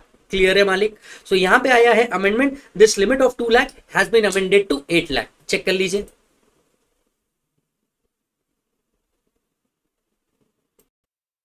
हाँ जी सर, एक आता है लीव ट्रैवल कंसेशन। परक्विजिट्स के लगभग लगभग एंड पे हम लोग आ गए हैं, प्लीज ध्यान से सुनिएगा। लीव ट्रैवल कंसेशन क्या होता है? एम्प्लॉयर एम्प्लॉय को लीव पे भेजता है along with their house hold, yes और नो, ताकि वो रिफ्रेश हो करके आए और काम में बहुत ज्यादा जोर से मन लगा करके काम करे। अब ये जो लीव ट्रैवल प्रोवाइड किया जाता है ये आपको एयर से प्रोवाइड किया जाता है। यहाँ पे मेनली ट्रैवलिंग कॉस्ट कवर कर रहे हैं हम लोग। तो एम्प्लॉयर ने एम्प्लॉय का लीव ट्रैवल कवर कर दिया, उनको एयर टिकट फ्री प्रोवाइड कर दी, उनको रेलवे से जर्नी प्रोवाइड कर दी, या उनको किसी other mode of transport provide कर दिया। तो क्या क्या एग्जाम्प्ट है? देखो, एम्प्लॉयर ने एम्प्लॉय या उसके फैमिली को एयर से ट्रैवल अलाउ किया तो इकोनॉमी क्लास तक का एग्जाम्प्ट है। अब इस पे क्वेश्चन कैसे आते हैं? अब क्वेश्चन इस पे ऐसे आते हैं, मान लीजिए एम्प्लॉयर ने एम्प्लॉय और उसकी फैमिली को बिजनेस क्लास का टिकट प्रोवाइड किया विच वाज 10,000, इकोनॉमी क्लास का टिकट था 8,000, 2,000 पर person is a taxable perquisite. समझ में आई बात? सो अगर एयर से प्रोवाइड किया, amount of economy class fare for the shortest route spent whichever is lower, right? So economy class और amount spent for the shortest route whichever is lower is allowed as deduction। अगर railway से provide किया तो first class AC तक का cost exempt है, right? First class AC और the amount spent whichever is lower is allowed as deduction। अब मान लीजिए अगर रेलवे से प्रोवाइड किया हो तो, या फिर अदर मोड ऑफ ट्रांसपोर्ट से प्रोवाइड किया जैसे शिप एंड एटसेट्रा, तो हम सबसे पहले देखेंगे कि क्या कोई रिकॉग्नाइज्ड पब्लिक ट्रांसपोर्ट अवेलेबल है क्या। अगर कोई रिकॉग्नाइज्ड पब्लिक ट्रांसपोर्ट अवेलेबल है, फर्स्ट क्लास डिलक्स फेयर तक का पार्ट एग्जम्प्ट है। अगर कोई रिकॉग्नाइज्ड पब्लिक ट्रांसपोर्ट नहीं है तो फर्स्ट क्लास रेलवे तक का जो कॉस्ट है for the shortest route will be allowed as deduction. अब ये जो एग्जम्पशन है कितने लोगों के लिए अवेलेबल होगा? देखिए, ये एग्जम्पशन किसके लिए अवेलेबल होगा? एम्प्लॉय के लिए अवेलेबल होगा, एम्प्लॉय के स्पाउस के लिए कवर होगा, and any to child born after 1998। हाँ जी, तो एग्जम्पशन किसके लिए? हाँ जी, तो एग्जम्पशन किसके लिए अवेलेबल है? एग्जम्पशन अवेलेबल है एम्प्लॉय के लिए, स्पाउस के लिए, and any two childs born after October 1998। अब यहाँ पे कुछ बच्चे बोलेंगे कि सर आपने तो यहाँ पे 1997 लिख रखा है। लाला, journey must be perform after October 1997।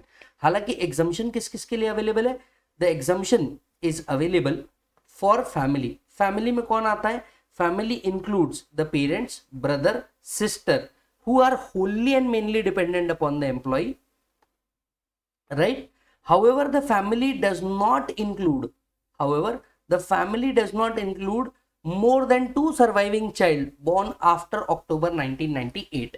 yes or no? तो 1998 के पहले कितने भी बच्चे हो बिल्कुल चलेगा, 1998 के बाद हुए कोई भी 2 ही बच्चों का एग्जम्पशन मिलेगा। अच्छा, यहां पे एक और पॉइंट है, multiple birth after single birth is considered as 1। Multiple birth after single birth is considered as 1। तो मान लीजिए अगर पहले एक बच्चा हुआ और बाद में मल्टीपल बर्थ हुए, ट्विंस हुए, तो एग्जम्पशन तीनों के लिए मिल जाएगा।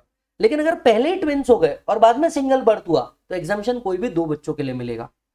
सो in recognising the limit of 2 born, multiple birth after the first child will be treated as 1 child. Clear है? अच्छा, ये जो लीव ट्रैवल का बेनिफिट है ये 4 साल के ब्लॉक में कोई भी 2 साल मिलता है।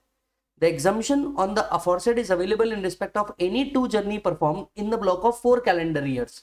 yes or no? सर मान लीजिए 4 साल के ब्लॉक में हम ये कोई भी 2 साल का एग्जामिशन क्लेम कर सकते हैं। इस साल में एक ही जर्नी पे गया तो बची हुई एक जर्नी क्या मैं अगले ब्लॉक में कैरी फॉरवर्ड कर सकता हूं? यस, कर सकते हैं, लेकिन वो अगले ब्लॉक में भी फर्स्ट ईयर में ही आपको ये जर्नी परफॉर्म करनी पड़ेगी।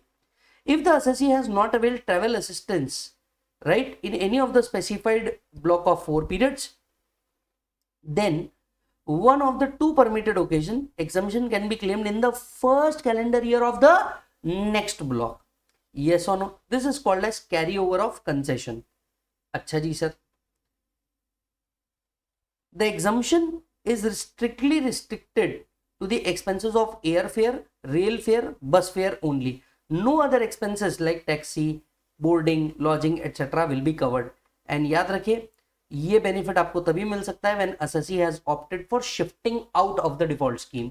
अगर आप 115 बीएसी लेते हैं तो ये जो ट्रैवल के कॉस्ट है ये आपके लिए क्या हो जाएंगे? टैक्सेबल हो जाएंगे।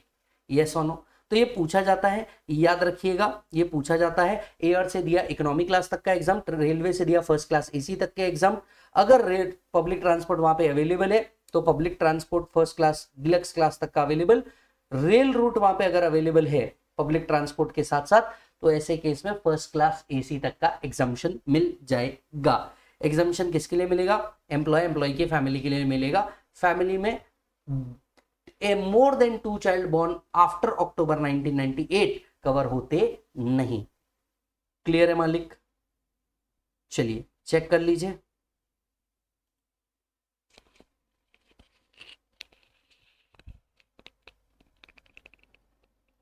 चलिए तो अब आ जाते हैं कुछ एग्जम्प्टेड परक्विजिट की एक लिस्ट पढ़ लेते हैं तो आपको क्लैरिटी आ जाएगी कौन कौन से एग्जम्प्टेड परक्विजिट है। पहला tea and snacks during office hours, याद है हम लोग ऑलरेडी पढ़ के आए। Yes, free meals provided in offshore area and remote area, we have already done. Perquisite allowed outside India by Indian government to Indian citizen, अगर Indian government Indian citizen को outside India कोई perquisite देती है तो ये perquisite taxable नहीं है। Employer's contribution to group insurance scheme, अगर एम्प्लॉयर एम्प्लॉय को ग्रुप इंश्योरेंस प्रोवाइड करता है, totally exempt. Free education facility if the cost does not exceed 1000 per month. Interest free concessional loan not exceeding rupees 20,000. Computer and laptop given for official oblique personal use. याद आ रहा है मालिक आपको? Further, transfer without consideration a movable asset after the use of 10 years. अगर कोई movable asset employer ने 10 साल से ज्यादा यूज कर लिया उसके बाद ट्रांसफर कर रहा है। Right? Traveling facility for railways and airline employee. Conveyance facility to employee between office and residence, rent-free accommodation to High Court, Supreme Court judge, interest-free loan for medical treatment, accommodation up to 15 days, periodicals and journals used for official purpose. Yes or no? तो यहां आपका perquisite वाला part क्या होता है मालिक? Over होता है। यस, अब परक्विजिट करने के बाद अब यहां से हमें जाना चाहिए डिडक्शंस के ऊपर। तो चार्ट के बैक पेज पे आ जाइए, वहां पे डिडक्शंस लिखा है वो पढ़ते हैं। अब आते हैं डिडक्शंस के ऊपर। देखिए जो भी आपकी सैलरी होगी, basic plus retirement benefit plus allowances plus perquisite, ये बनेगा आपका ग्रॉस सैलरी। ग्रॉस सैलरी में से डिडक्शन होंगे। एग्जाम पॉइंट ऑफ व्यू से हमने सबसे पहले बेसिक पढ़ा, बेसिक के बाद जाके पूरा परक्विजिट रिवाइज किया, परक्विजिट के बाद जाके हम डिडक्शन पढ़ रहेंगे, डिडक्शन के बाद जाके रिटायरमेंट बेनिफिट पढ़ेंगे और उसके बाद अलाउंस पढ़ेंगे। Believe me, this sequence will help you to understand and make a difference between important and non-important things. Yes, आते हैं डिडक्शन। देखिए सैलरी में से 3 डिडक्शन मिलते हैं। स्टैंडर्ड डिडक्शन जो ओल्ड स्कीम और न्यू स्कीम दोनों में मिलता है, entertainment allowance and professional tax जो सिर्फ ओल्ड स्कीम ऑफ टैक्सेशन में मिलता है। राइट, अब स्टैंडर्ड डिडक्शन में भी अमेंडमेंट आया है। अगर आप ओल्ड स्कीम में हैं, standard deduction is actual salary और 50,000 विच एवर इज लोअर। लेकिन अगर आप 115 बीएससी ऑप्ट कर लेते हैं तो ऐसे केस में स्टैंडर्ड डिडक्शन इज एक्चुअल और 75,000 विच एवर इज लोअर। तो जी हाँ, स्टैंडर्ड डिडक्शन में आया है अमेंडमेंट, 50,000 की जगह 75,000 बट अंडर 115 बीएससी। जिसका मतलब अगर एसएससी ओल्ड स्कीम में है स्टैंडर्ड डिडक्शन 50,000 होना चाहिए, अगर एसएससी न्यू स्कीम में है स्टैंडर्ड डिडक्शन 75,000 होना चाहिए। अब आते हैं एंटरटेनमेंट अलाउंस जो मिलता है सिर्फ ओल्ड स्कीम में, और प्रोफेशनल टैक्स जो मिलता है सिर्फ किसके अंदर में बेटा? ओल्ड स्कीम के अंदर में। अब आते हैं एंटरटेनमेंट अलाउंस के ऊपर। एंटरटेनमेंट अलाउंस, एम्प्लॉयर एम्प्लॉय को एंटरटेनमेंट अलाउंस देता है, पहले तो वो सैलरी में ऐड होता है और इसके बाद सिर्फ गवर्नमेंट एम्प्लॉय को इसका डिडक्शन मिल सकता है। So first it must be added in gross salary and then we need to take the deduction. Deduction किसको मिलेगा? सिर्फ गवर्नमेंट एम्प्लॉय को। नॉन गवर्नमेंट एम्प्लॉय को ये डिडक्शन मिलता नहीं। गवर्नमेंट एम्प्लॉय को कितना मिलेगा? Lower of 3 thing, actual 20% of basic और 5,000 पर एनम।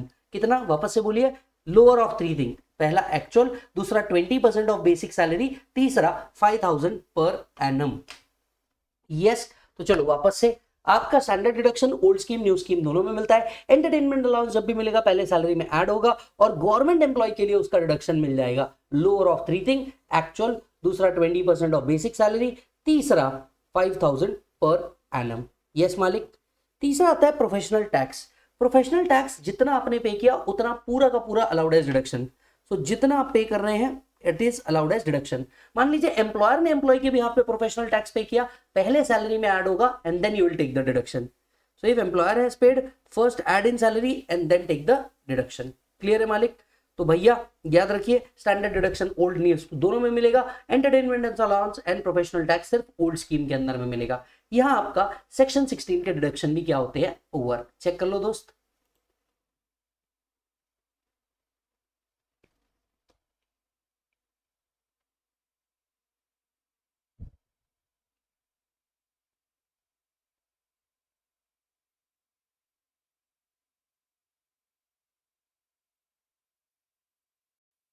चलिए जी, अब आ जाते हैं रिटायरमेंट बेनिफिट्स पे।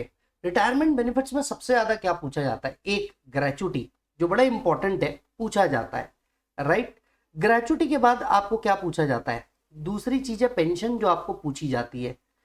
तीसरा आपको क्या पूछा जाता है, तीसरा आपको पूछा जाता है लीव एनकैशमेंट।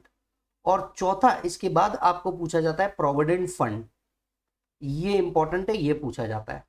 ये चार चीजें इंपॉर्टेंट है रिटायरमेंट बेनिफिट के अंदर में। आइए रिटायरमेंट बेनिफिट के एक एक पॉइंट को देखते हैं, समझते हैं। सबसे पहले आते हैं ग्रेचुटी के ऊपर। ग्रेचुटी का एक जबरदस्त चार्ट यहाँ पे हम लोगों ने आपको बना करके दिया है, प्लीज ध्यान से सुनिएगा। एम्प्लॉयर एम्प्लॉय को रिटायरमेंट के टाइम पे ग्रेचुटी देता है और ये ग्रेचुटी 10-10 के अंदर में कवर होता है, राइट। ग्रेचुटी आपको बेसिकली 3 पार्ट में मिल सकता है, ड्यूरिंग द सर्विस में मिल सकता है, ऑन रिटायरमेंट में मिल सकता है, आफ्टर डेथ भी मिल सकता है। अगर ड्यूरिंग द सर्विस मिले तो ये टोटली टैक्सेबल है। अगर आफ्टर द डेथ मिले to the legal heir it is not taxable. अगर ये रिटायरमेंट पे मिले, हमें सबसे पहले समझना पड़ेगा गवर्नमेंट एम्प्लॉय है या नॉन गवर्नमेंट एम्प्लॉय है।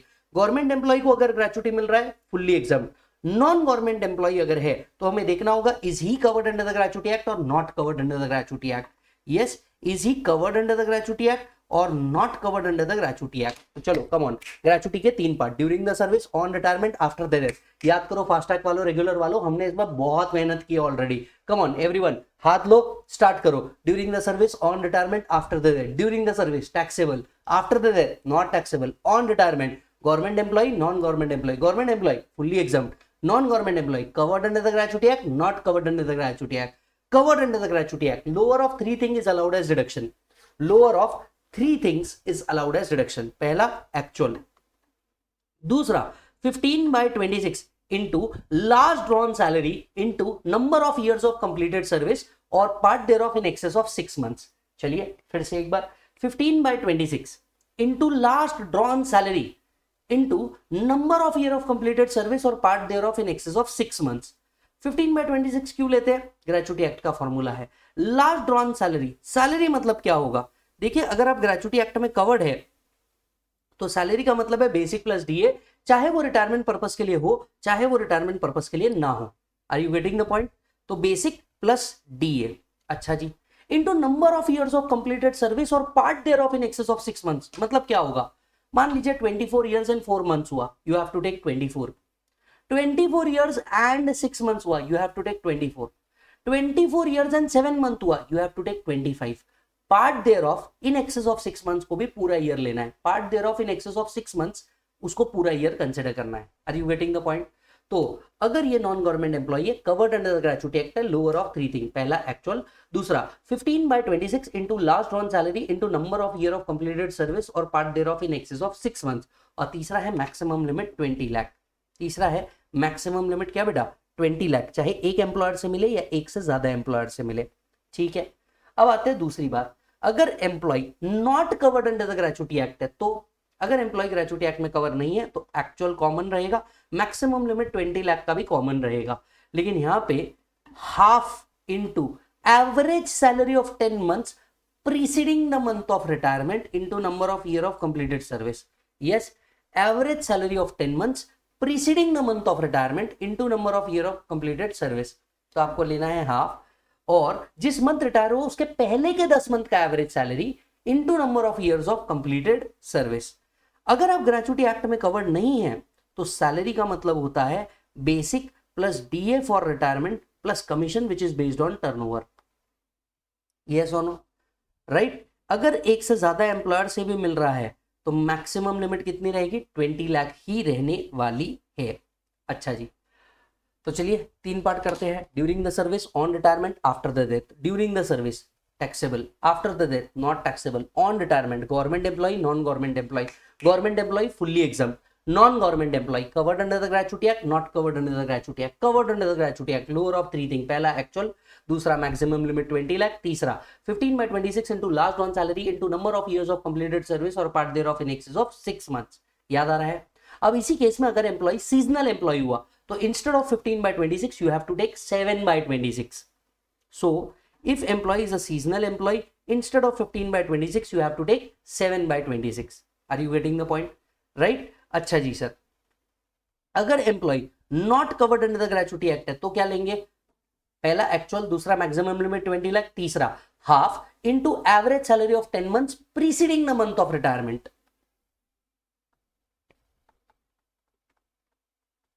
Preceding the month of retirement into number of years of completed service. Clear है मालिक। यहां सीजनल एम्प्लॉय के लिए यही फॉर्मूला रहने वाला है, सीजनल एम्प्लॉय के लिए यह बदलने वाला नहीं है। चेक कर लो एक बार ग्रेचुइटी को।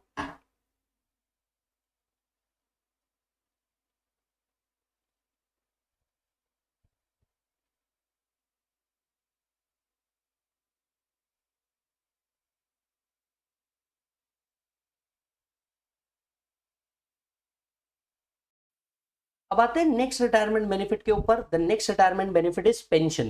पेंशन में कितने पार्ट है, 3। During the service, on retirement, after the death. Again यहाँ पे भी 3 पार्ट है। ड्यूरिंग द सर्विस अगर आपको कोई पेंशन मिल रही है तो ये टैक्सेबल है। पेंशन अगर एम्प्लॉय की डेथ के बाद उसके घर वालों को मिल रही है, the concept is called as family pension, जिसको हम आईएफओएस में पढ़ते हैं। आईएफओएस का चार्टर विजन ऑलरेडी अपलोड किया है, प्लीज जाके देख लीजिएगा।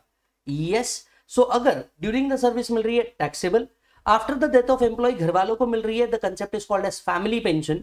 और ये फैमिली पेंशन कहां कवर होती है, आईएफओएस, राइट। ऑन रिटायरमेंट मिल रही है तो 2 बातें होंगी, कम्यूटेड या अनकम्यूटेड। कम्यूटेड का मतलब होता है लमसम पेंशन, वेराज अनकम्यूटेड का मतलब होता है मंथली पेंशन। अगर पेंशन मंथली मिल रही है तो it is taxable to all employee including government employee. अगर पेंशन मंथली मिल रही है तो it is taxable to all employee including government employee. लेकिन अगर पेंशन कम्यूटेड है, मतलब लमसम मिल रही है, तो हमें ये चेक करना होगा is he received by government employee और non government employ.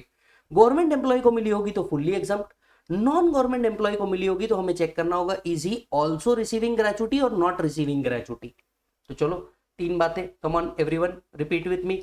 Pension, pension के 3 part, during the service, on retirement, after the death. During the service taxable, after the death taxable in IFOS, on retirement commuted, uncommuted. Uncommuted is taxable to all government employee, sorry commuted, commuted में 2 part, government non government. Government है तो fully exempt, non government है in receipt of gratuity, not in receipt of gratuity. अगर उनको gratuity भी मिली है तो 1/3 of full value of pension is exempt, और अगर ग्रेचुइटी नहीं मिली है तो 1/2 of full value of pension is exempt. ठीक है बेटा, balance will be taxable. Sir full value of pension कैसे निकालेंगे, amount receive divided by percentage of commutation. Amount receive divided by percentage of commutation. Regular और fast track दोनों में हमने इस पे क्वेश्चन सॉल्व किया है, जाकर के जरूर पढ़िएगा। पेंशन अगर ऊनो से रिसीव हो रही है, that is United Nation organization से रिसीव हो रही है, तो ये टैक्सेबल नहीं है, right. Come on, third revision. Pension during the service, on retirement, after the death. During the service taxable, after the death it is taxable in IFOS, on retirement commuted, uncommuted. Uncommuted is taxable to all. Commuted, government employee exempt, non-government employee in receipt of gratuity, not in receipt of gratuity. In receipt of gratuity 1/3 of full value of pension is exempt, not in receipt of gratuity 1/2 of full value of pension is exempt. Clear है दोस्त? Yes, check कर ले।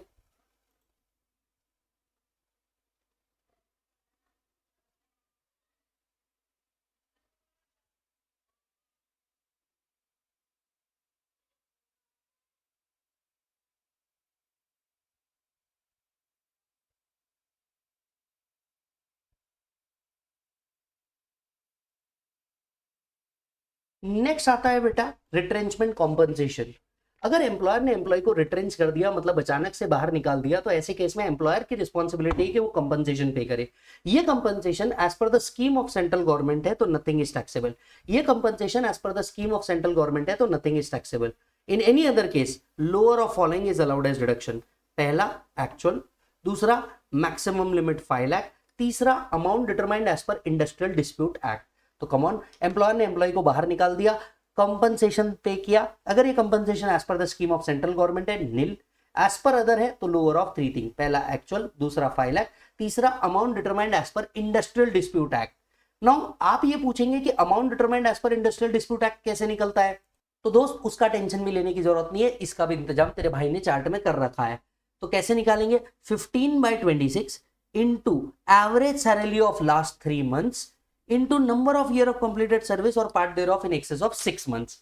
तो आपको क्या करना है, 15/26 into last drawn 15/26 into average salary of last 3 months into number of year of completed service और part there of in excess of 6 months. ये जो गुरु जाम्बेश्वर केस है ये मॉड्यूल में मेंशन नहीं है, तो आप इसे कट कर सकते हैं, ये सिर्फ नॉलेज पर्पस के लिए ऐड किया गया था। सर यहां सैलरी का मीनिंग क्या है, यहां सैलरी का मीनिंग है basic plus DA forming part of retirement. एक व्यू यहाँ पे ये भी है कि इस यहाँ पे सैलरी का meaning basic plus DA for retirement plus commission based on turnover होना चाहिए। हालांकि basic plus DA for retirement को आप बेस पकड़ के चलिए। यस और नो, राइट, चेक कर लो मालिक। एग्जाम पॉइंट ऑफ व्यू से रिट्रेंचमेंट कंपनसेशन इतना ज्यादा नहीं पूछा जाता, चेक कर लो।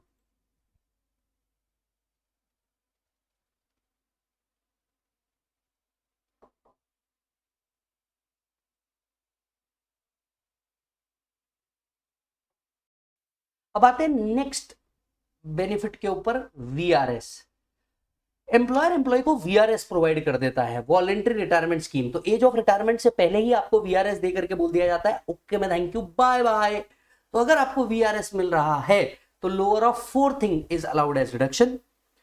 जो भी अमाउंट मिली lower of following is allowed as reduction. पहला एक्चुअल, दूसरा मैक्सिमम लिमिट 5 लाख, ये सी बनेगा और ये डी बनेगा।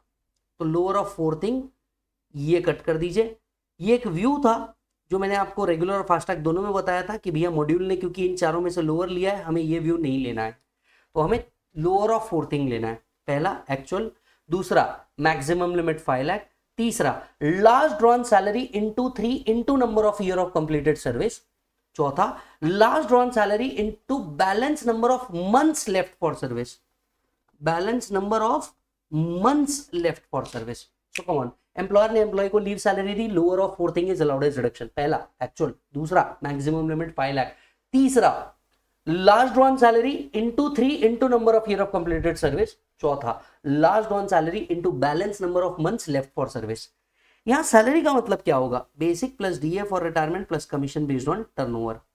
इस चीज का deduction is available only once in the life time, only once in the life time. अच्छा, अब ये balance number of month left for service कैसे निकाला जाता है, ध्यान से सुनिएगा। मान लीजिए आपका एज ऑफ रिटायरमेंट है 60 और करंट ईयर जब आपको वीआरएस मिल रहा है आपका एज है 50। आपके कितने बैलेंस ईयर बचते, मतलब आज अगर वीआरएस ना लो तो आपके बैलेंस 10 ईयर्स बचेंगे। नंबर ऑफ मंथ्स कितने होते हैं भाई साहब इसमें, 12। तो आपके बैलेंस नंबर ऑफ मंथ्स कितने हो जाएंगे, 120। यस, चेक कर लो। So lower of 4 thing is allowed as reduction.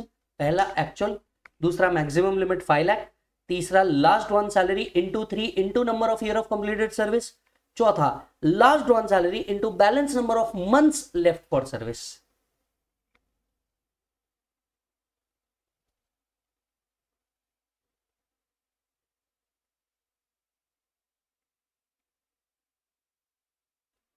हाँ जी सर, आता है leave encashment. Now what is leave encashment? Leave encashment is employer employ को जो लीव प्रोवाइड करता है, अगर एम्प्लॉय उस लीव को ना लेकर के एग्जैक्टली उस दिन वर्क कर दे तो ये जो लीव उसने नहीं क्लेम की है इसके लिए उसको पेड लीव का अक्यूमुलेशन होता है।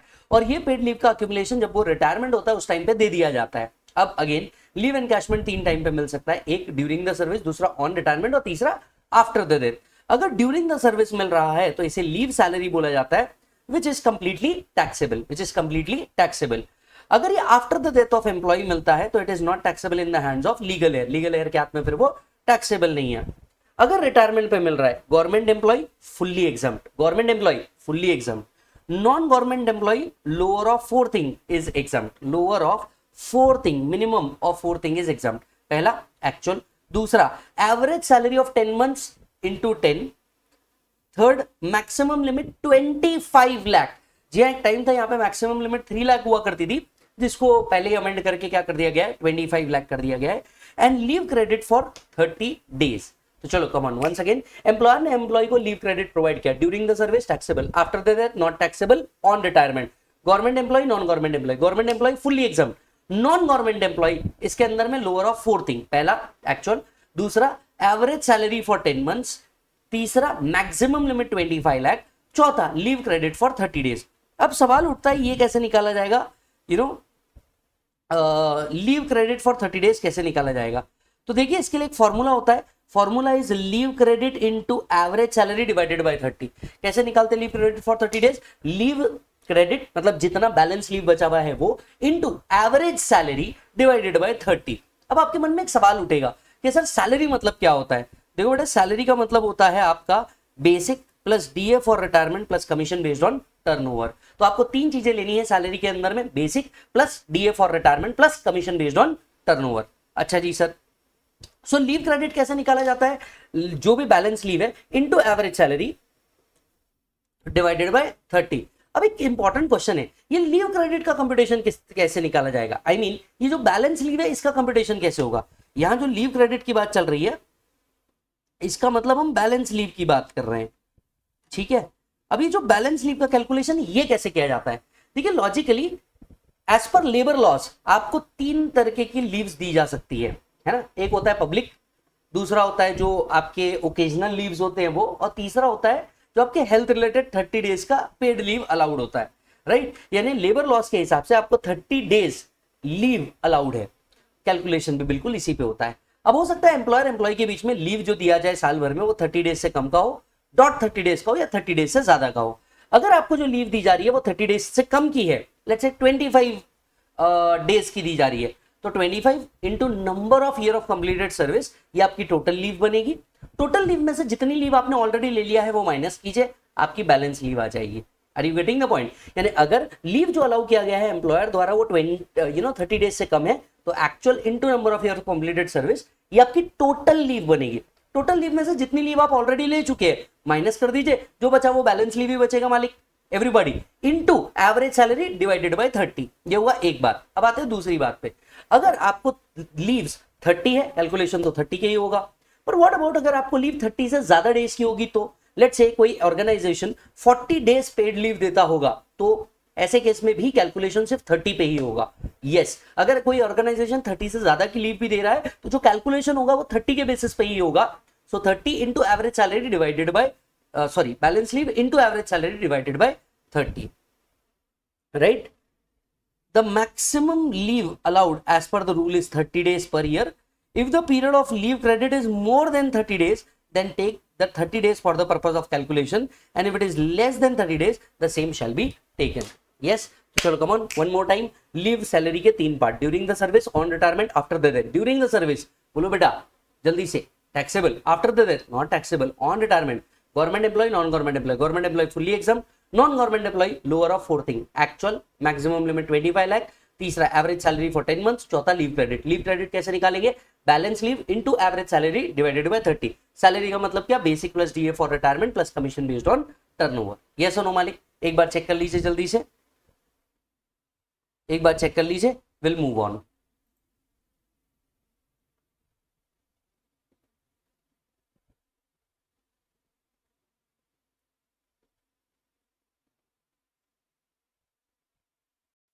चलिए, ऑन द नेक्स्ट पेज आपको प्रोविडेंट फंड भी दिख जाएगा। ये लास्ट रिटायरमेंट बेनिफिट है। देख, रिटायरमेंट बेनिफिट में we have done with gratuity, pension, retrenchment compensation, VRS, leave encashment. 6th है आपका प्रोविडेंट फंड। प्रोविडेंट फंड एक बड़ा कॉन्सेप्ट है, तो इसके ऊपर ध्यान देना बहुत जरूरी है, और इसमें भी आरपीएफ वाला जो पॉइंट है ये बहुत ज्यादा इंपॉर्टेंट है, क्योंकि एग्जामिनेशन में पूछा जाता है। अब चलिए पहले प्रोविडेंट फंड के बारे में कुछ डिटेल बता देते हैं। प्रोविडेंट फंड जो है ये इंडिया में प्रोविडेंट फंड एक्ट के कारण क्या किया जाता है, बनाया जाता है। स्पेसिफाइड क्लास और क्लासेस ऑफ कंपनीज को प्रोविडेंट फंड मेंटेन करना मैंडेटरी होता है।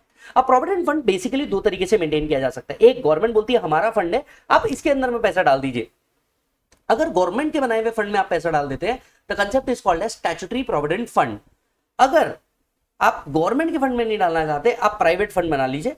प्राइवेट फंड बना के अगर गवर्नमेंट का अप्रूवल ले लिया, that is commissioner of income tax का अप्रूवल ले लिया, तो इसको हम कहते हैं रिकॉग्नाइज प्रोविडेंट फंड। और अगर आपने प्राइवेट फंड बनाया पर इनकम टैक्स का अप्रूवल आप नहीं ले पाए, तो इसे हम कहते हैं unrecognised provident fund, that is URPF. और इसे शॉर्ट फॉर्म्स में बुलाया जाता है, जैसे स्टैट्यूटरी प्रोविडेंट फंड को एसपीएफ, रिकॉग्नाइज प्रोविडेंट फंड को आरपीएफ और अनरिकॉग्नाइज प्रोविडेंट फंड को यूआरपीएफ बोला जाता है। अब ये तो जितने भी थे ये किसके लिए थे बेटा, सैलरीड एम्प्लॉयड के लिए थे। अब जो बिजनेसमैन थे इनको भी अपना फ्यूचर सिक्योर करना था, तो इनने भी गवर्नमेंट से डिमांड किया, यार हमारे लिए भी कोई स्कीम, सेविंग स्कीम बना दीजिए, kind of a provident fund type.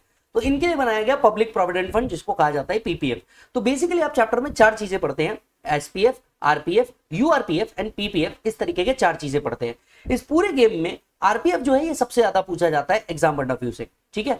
तो चलिए एक एक फंड के बारे में बात करते हैं। अब अगर कोई फंड है तो एक्चुअली ये रन कैसे होता है, अंडरस्टैंड कीजिएगा।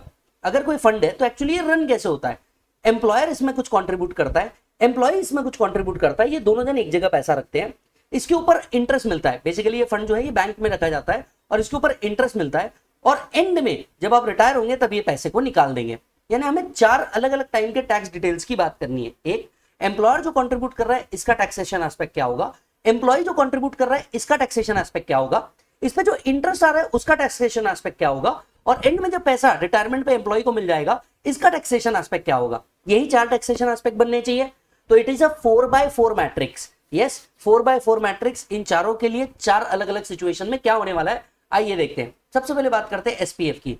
एम्प्लॉयर अगर एम्प्लॉय के बिहाफ पे एसपीएफ में कंट्रीब्यूट करता है तो it is not taxable to employee, it is fully exempt. क्यों, गवर्नमेंट खुद की स्कीम को प्रमोट करना चाहती है, सीधे सीधे शब्दों में, इसीलिए एम्प्लॉयर एम्प्लॉय के बिहाफ पे जो कंट्रीब्यूट कर रहा है it is not taxable. Employee खुद का जो कंट्रीब्यूशन दे रहा है it is allowed as deduction under eighty C. Sir eighty C में डिडक्शन क्यों मिल रहा है, अरे सीधी सी बात है भाई, एम्प्लॉय खुद का इन्वेस्टमेंट कर रहा है तो इन्वेस्टमेंट्स के जो डिडक्शन जो है ये तो वैसे भी एटीसी में मिलते आए हैं। तीसरा, इस पे जो इंटरेस्ट मिल रहा है ये भी फुल्ली एग्जम्प्ट होने वाला है, गवर्नमेंट अपनी स्कीम को प्रमोट कर रही है। और चौथा, जो फाइनल अमाउंट मिलेगा ये सेक्शन 10(11) के तहत क्या है, एग्जम्प्ट है। तो अगर देखा जाए तो एसपीएफ एक विन विन सिचुएशन है और इसीलिए most of the provident fund SPF के कैटेगरी में आते हैं, राइट। तो एसपीएफ मतलब एक ऐसा फंड जो गवर्नमेंट का फंड है और एम्प्लॉयर एम्प्लॉय उसमें रजिस्टर कर लेते हैं। Employer contribution exempt, employee contribution का डिडक्शन मिल जाएगा एटीसी, वो भी अगर आप 115 बीएससी ऑप्ट नहीं कर रहे तो। आप सभी को याद होगा 115 बीएससी ऑप्ट किया तो एटीसी का डिडक्शन नहीं मिलता। तीसरा, इसमें जो इंटरेस्ट मिल रहा है वो भी एग्जाम, फाइनल अमाउंट भी एग्जाम। अब एसपीएफ भी लगभग पूरा पीपीएफ जैसे ही वर्क करता है, पीपीएफ भी पूरा एसपीएफ जैसे ही वर्क करता है। एसपीएफ में एम्प्लॉयर एम्प्लॉय के रिलेशनशिप कोई है ही नहीं, तो एम्प्लॉयर कोई अमाउंट देगा नहीं, इसलिए यहाँ पे NA that is not applicable लिखा है। एम्प्लॉय खुद जो कंट्रीब्यूट कर रहा है या पर्सन सेल्फ एम्प्लॉयड खुद जो कंट्रीब्यूट कर रहा है उसका डिडक्शन वो एटीसी में ले सकता है। पीपीएफ के ऊपर जो इंटरेस्ट आता है वो फुल्ली एग्जाम्प्ट होता है, इसका टैक्सेबिलिटी नहीं है। और पीपीएफ का जो फाइनल अमाउंट है ये भी पूरा का पूरा एग्जाम्प्ट होता है। तो अगर आप देखिए एसपीएफ और पीपीएफ बिल्कुल सेम है, एम्प्लॉयर कंट्रीब्यूशन को हटा दे तो एग्जैक्ट इट इज सेम। समझ में आ रही है बात बेटा। अब आते हैं कहां पे बेटा, आरपीएफ के ऊपर। जे इंपॉर्टेंट है बाबू, हाँ इसके ऊपर क्वेश्चन आएगा। एम्प्लॉयर एम्प्लॉय के बिहाफ पे आरपीएफ में कंट्रीब्यूट करता है। आरपीएफ मतलब आपने एक प्राइवेटली फंड बनाया और इस फंड को कमिश्नर ऑफ इनकम टैक्स से अप्रूव करवा दिया है, इसको हम कहते हैं रिकॉग्नाइज्ड प्रोविडेंट फंड। एम्प्लॉयर जो एम्प्लॉय के बिहाफ पे आरपीएफ के अंदर में कंट्रीब्यूट कर रहा है ये 12% ऑफ सैलरी तक के एग्जम्प्ट है, और बियॉन्ड 12% ऑफ सैलरी क्या है, ये टैक्सेबल है।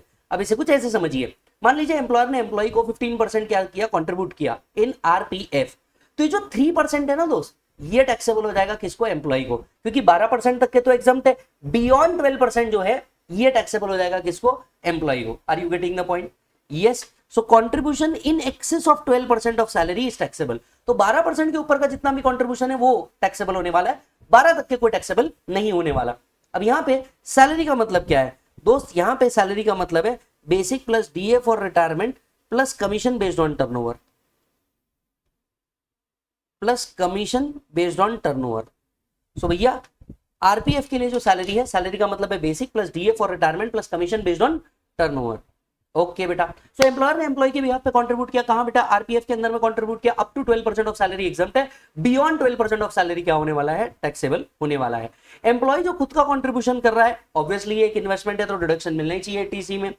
आरपीएफ पे जो इंटरेस्ट मिल रहा है ये एग्जम्प्ट है अप टू 9.5%, तो बियॉन्ड 9.5% का जो इंटरेस्ट है वो टैक्सेबल होगा। अब कई बच्चे ये कैलकुलेशन करने में मिस्टेक करते हैं, बेटा बुलाती है मगर जानेगा नहीं आपने, क्या मिस्टेक करते हैं सर, अरे मेरे दोस्त तू ये मिस्टेक करता है कि यहाँ पे भी तू 9.5% ऑफ सैलरी ले लेता है, यहाँ 9.5% ऑफ सैलरी नहीं लेना, ये रेट ऑफ इंटरेस्ट 9.5% है। अगर रेट ऑफ इंटरेस्ट 9.5% तक के है तो पूरा इंटरेस्ट एग्जम्प्ट है। चलिए इसे ऐसे समझिए, आरपीएफ पे आपको जो रेट ऑफ इंटरेस्ट मिल रहा है वो मिल रहा है 9%, कंप्लीटली एग्जम्प्ट।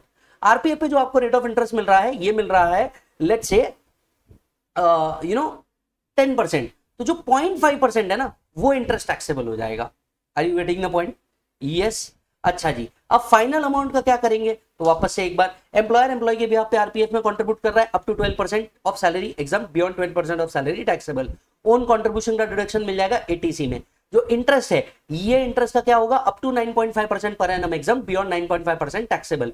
और जो फाइनल अमाउंट है उसका क्या होगा, सब्जेक्ट टू कंडीशन। ये जो फाइनल अमाउंट है ये पूरी की पूरी एग्जाम्प्ट है, सेक्शन 10-12 के अंदर में सब्जेक्ट टू सर्टेन कंडीशन ये फाइनल अमाउंट पूरी की पूरी क्या है बेटा, एग्जाम्प्ट है। यस। कंडीशन क्या है उस पर भी हम 2 मिनट में आते हैं, पहले यूआरपीएफ कर लेते हैं। यूआरपीएफ अनरिकॉग्नाइज्ड प्रोविडेंट फंड, मतलब एक प्राइवेटली क्रिएटेड फंड, लेकिन इनकम टैक्स डिपार्टमेंट को आपने कम्युनिकेट नहीं किया इस फंड को, या इस फंड को अप्रूवल नहीं दिया गया है क्योंकि आपने कंडीशन अब तक सेटिस्फाई नहीं करी है। तो ऐसे केस में क्या करेंगे सर, एम्प्लॉयर एम्प्लॉय के बिहाफ पे जो कंट्रीब्यूट कर रहा है it is not taxable at the time of contribution, it is not taxable at the time of contribution. जिस टाइम पे आप कंट्रीब्यूट कर रहे हैं इसे उस टाइम पे टैक्स नहीं किया जाता, it is not taxable at the time of contribution. Employee जो खुद का कंट्रीब्यूशन कर रहा है इसका कोई डिडक्शन नहीं मिलने वाला क्योंकि आपने को अप्रूवल नहीं मिला है और आप फंड बना के बैठे हैं। इस पे जो इंटरेस्ट मिलने वाला है जिस साल क्रेडिट हो रहा है उस साल नॉट टैक्सेबल। यस, लेकिन जो फाइनल अमाउंट होती है ना बेटा ये टैक्सेबल होती है। फाइनल अमाउंट के अंदर में क्या होगा, इतने सालों से क्रिएट किया गया एम्प्लॉयर कंट्रीब्यूशन, इतने सालों से क्रिएट किया गया एम्प्लॉय कंट्रीब्यूशन, एम्प्लॉयर कंट्रीब्यूशन के ऊपर का इंटरेस्ट, एम्प्लॉय कंट्रीब्यूशन का इंटरेस्ट, यही चारों चीज मिला के आपका एंड ऑफ द फंड होगा। एवरीबॉडी इतने सालों से एम्प्लॉयर कंट्रीब्यूट कर रहा होगा वो, इतने सालों से एम्प्लॉय कंट्रीब्यूट कर रहा होगा वो, और इन दोनों के कंपोनेंट्स पे इंटरेस्ट, यही 4 चीजें आपके टोटल बनेगी। अब ध्यान से सुनिए, एम्प्लॉयर कंट्रीब्यूशन प्लस उसके ऊपर का इंटरेस्ट सैलरी में टैक्स होगा। Yes, employer's contribution and interest thereon is taxable in salary. तो एम्प्लॉयर का जितना भी कंट्रीब्यूशन था इतने सालों का प्लस उस कंपोनेंट पे जितना इंटरेस्ट है ये पूरा का पूरा क्या होगा, टैक्सेबल होगा सैलरी के अंदर में। एम्प्लॉय का जो ओन कंट्रीब्यूशन था ये टैक्सेबल नहीं है। अब आप ये पूछेंगे कि सर एम्प्लॉय का कंट्रीब्यूशन क्यों टैक्सेबल नहीं है, कमाल करते हो यार दोस्त, खुद का पैसा है, इतने सालों से खुद ही गुल्लक में डाल रहा था, जिस दिन गुल्लक फूटा पैसा आया क्या उसे इनकम मान लोगे? आप तो यही बोलोगे ना, ये मैंने तो खुद ने पैसा डाला, ये मेरी इनकम थोड़ी ना। बात समझ आ रही है बात, ये तो आपकी सेविंग्स थी, तो इसी के लिए एम्प्लॉय कंट्रीब्यूशन टैक्सेबल नहीं होने वाला। लेकिन एम्प्लॉय कंट्रीब्यूशन के ऊपर का जो इंटरेस्ट है ये तो टैक्सेबल जरूर होना चाहिए ना दोस्त। So interest on employee's contribution is taxable under the head of IFOS। Clear है मालिक? तो चलो 1 2 3 स्टार्ट। एम्प्लॉयर एम्प्लॉय के बिहाफ पे यूआरपीएफ में जो कंट्रीब्यूट कर रहा है it is not taxable at the time of contribution. Employee जो खुद कंट्रीब्यूट कर रहा है नो डिडक्शन अलाउड, इस पे जो इंटरेस्ट मिल रहा है नॉट टैक्सेबल। लेकिन फाइनल अमाउंट के 4 कंपोनेंट होंगे, employers contribution, interest on employers contribution, employees contribution, interest on employees contribution. Employers contribution और उसके ऊपर का interest taxable in salary, employees own contribution not taxable, interest on employees contribution taxable in IFOS। चलो एक बार ये provident fund का table पढ़ लो, फिर कंडीशन एंड ऑल बढ़ाता हूं।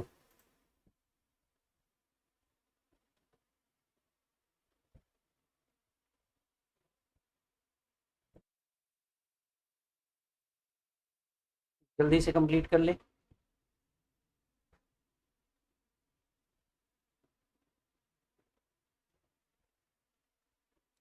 अब अगर आप ध्यान देंगे दोस्त तो यहाँ पे एक और पॉइंट लिखा है कि भैया आरपीएफ का जो फाइनल अमाउंट है वो तभी एग्जाम्प्ट होने वाला है जब कुछ कंडीशन सेटिस्फाई हो जाए।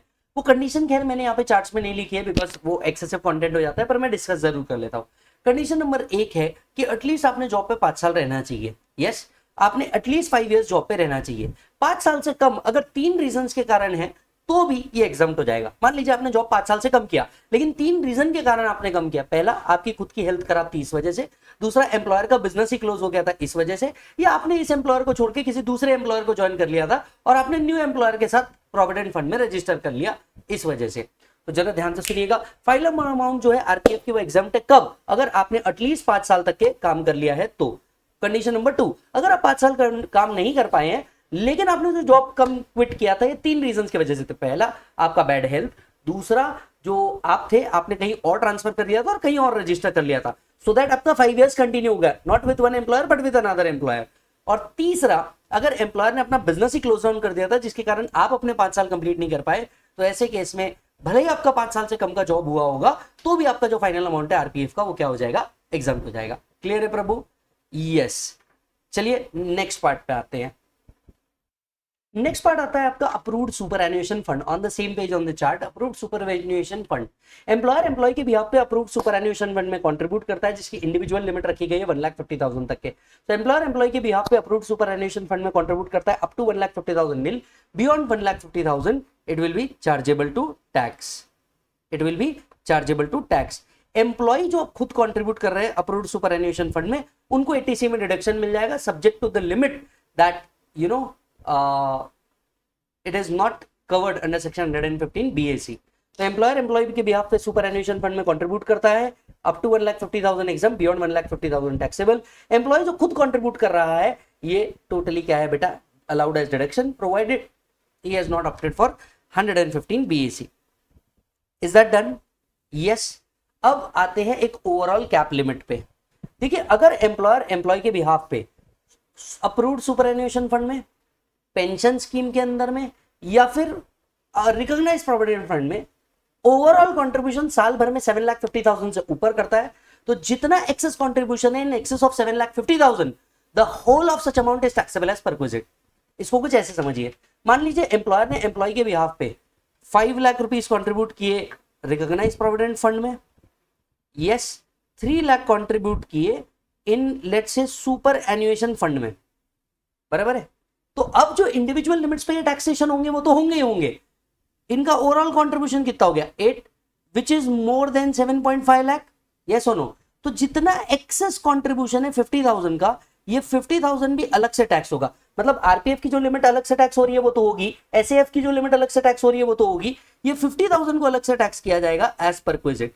और जब हम ये 7,50,000 का लिमिट देखते रहेंगे तो इस पे जो एनुअल अक्रीशन होता है बाय वे ऑफ इंटरेस्ट, हमें वो भी कंसिडर करना होगा।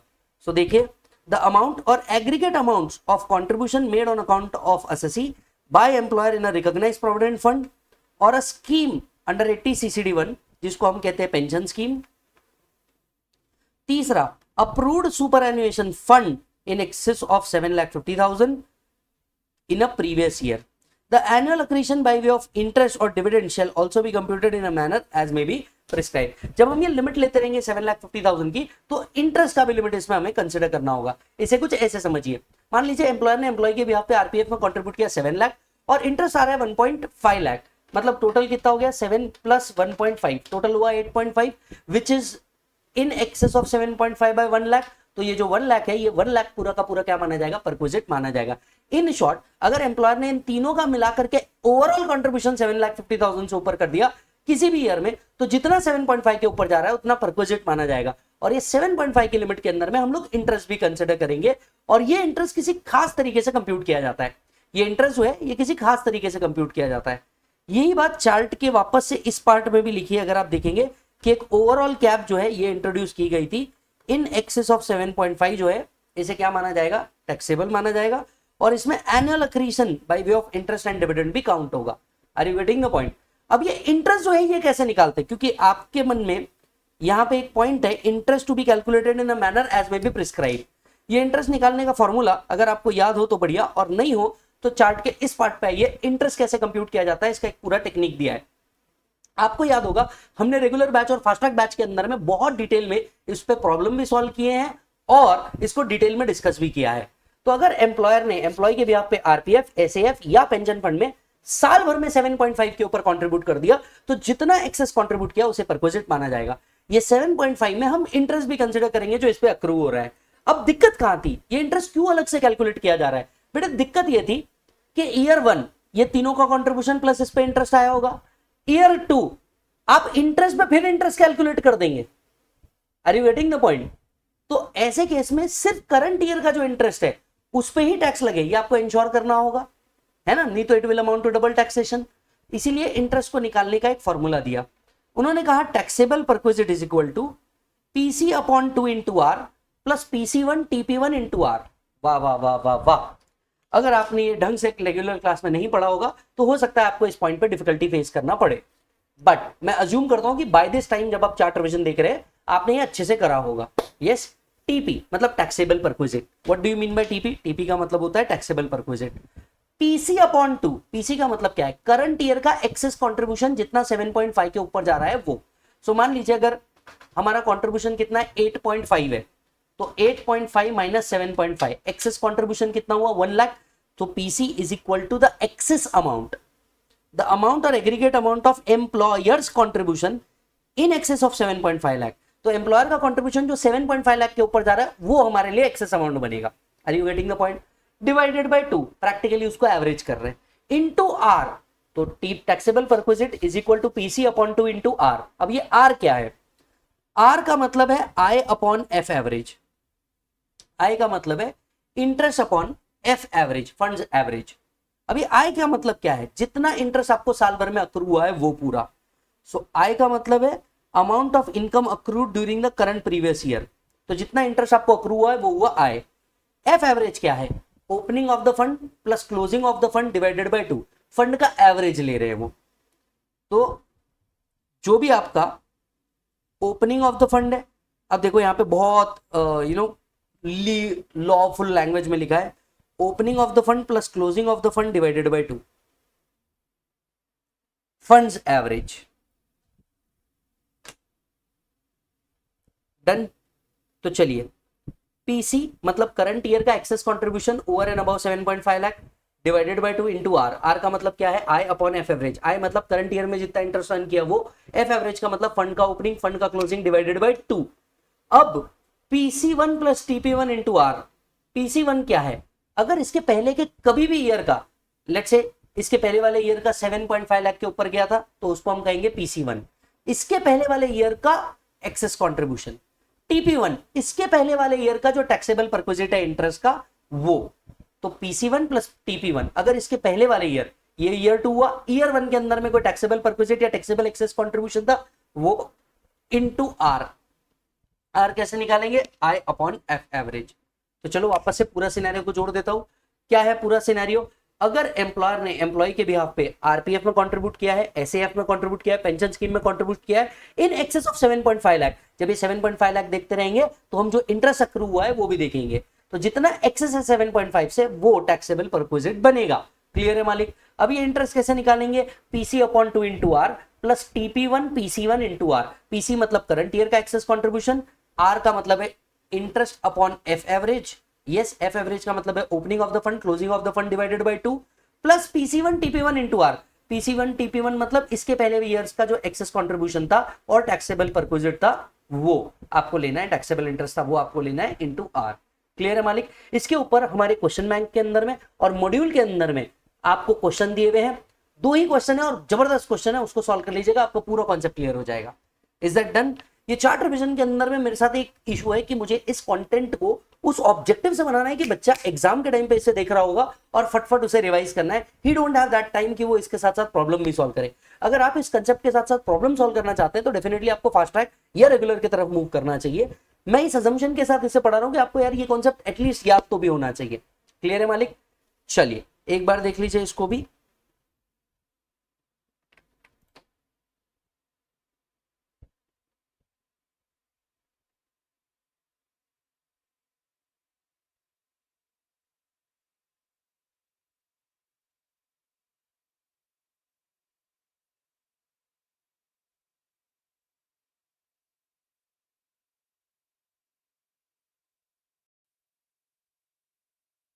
डन सब।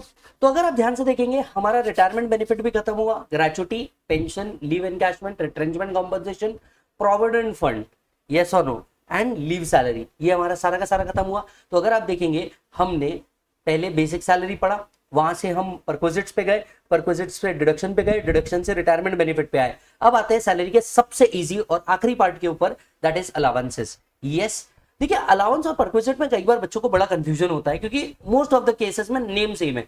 जैसे लंच एंड टिफिन अलाउंस, और वहां पे वो फ्री फूड फैसिलिटी हो जाता है। तो कई बार बच्चे कंफ्यूज हो जाते हैं। एक राज की बात बताऊं, you will thank me later, allowance अगर होगा ना तो उसके नाम के पीछे अलाउंस लिखा होगा। ये इसका सबसे इजी तरीका है समझने का। जैसे एजुकेशन फैसिलिटी और एजुकेशन अलाउंस, कई बार बच्चे इसमें कंफ्यूज हो जाते हैं। जहां पे 1000 की लिमिट लगाना चाहिए वहां पे 100 रुपए लगाते हैं, और 100 रुपए की लिमिट पे 1000 रुपए की लिमिट लगा देते हैं। आसान तरीका बताऊं, अगर एजुकेशन अलाउंस लिखा है तो आप अलाउंसेस में है, अगर एजुकेशन इज प्रोवाइडेड लिखा है तो आप कहां जाएंगे, परक्विजिट में जाएंगे।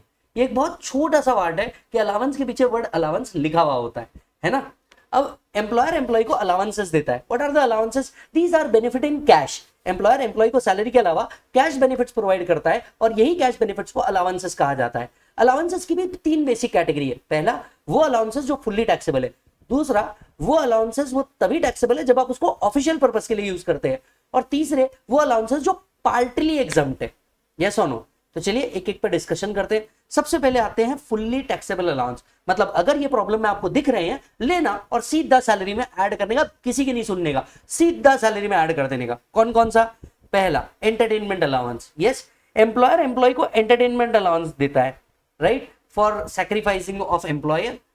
मोस्ट ऑफ द केसेस में गवर्नमेंट एम्प्लॉय को मिलता है, क्योंकि वो अपने बहुत सारे चीजें सेक्रीफाइस करते हैं। आप मैं होली खेलते रहते हैं, लेकिन हमारे देश की पुलिस, हमारे देश की आर्मी हमें उस टाइम पे भी सेव करती होती है, तो वो भी अपने एंटरटेनमेंट को सेक्रीफाइस करते हैं। मोस्ट ऑफ द केसेस में गवर्नमेंट एम्प्लॉइज को मिलते हैं, because they sacrifice very day to day entertainment.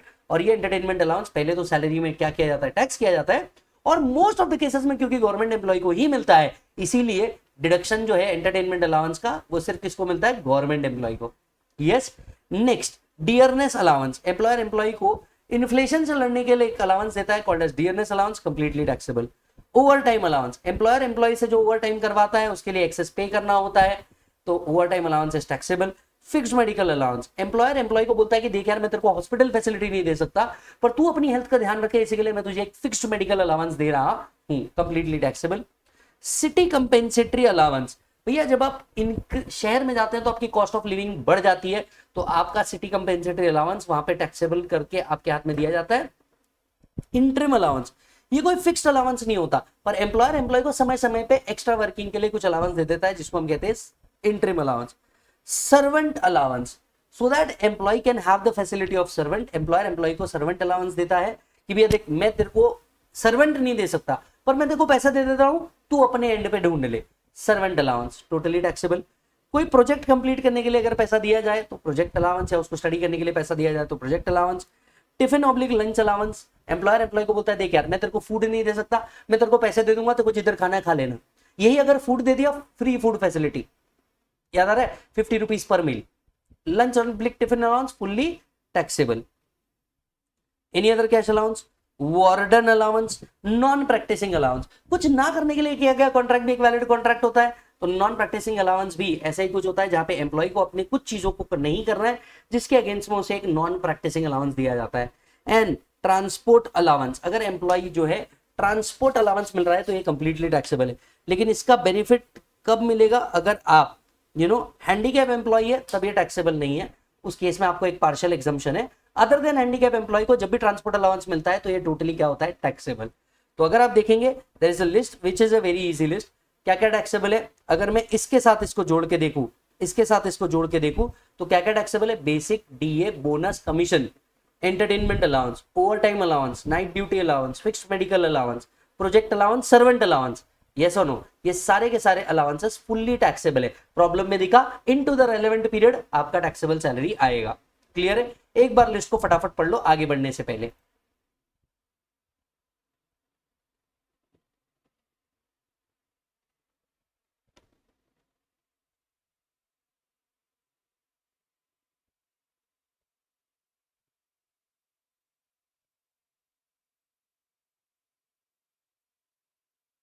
Done है जी।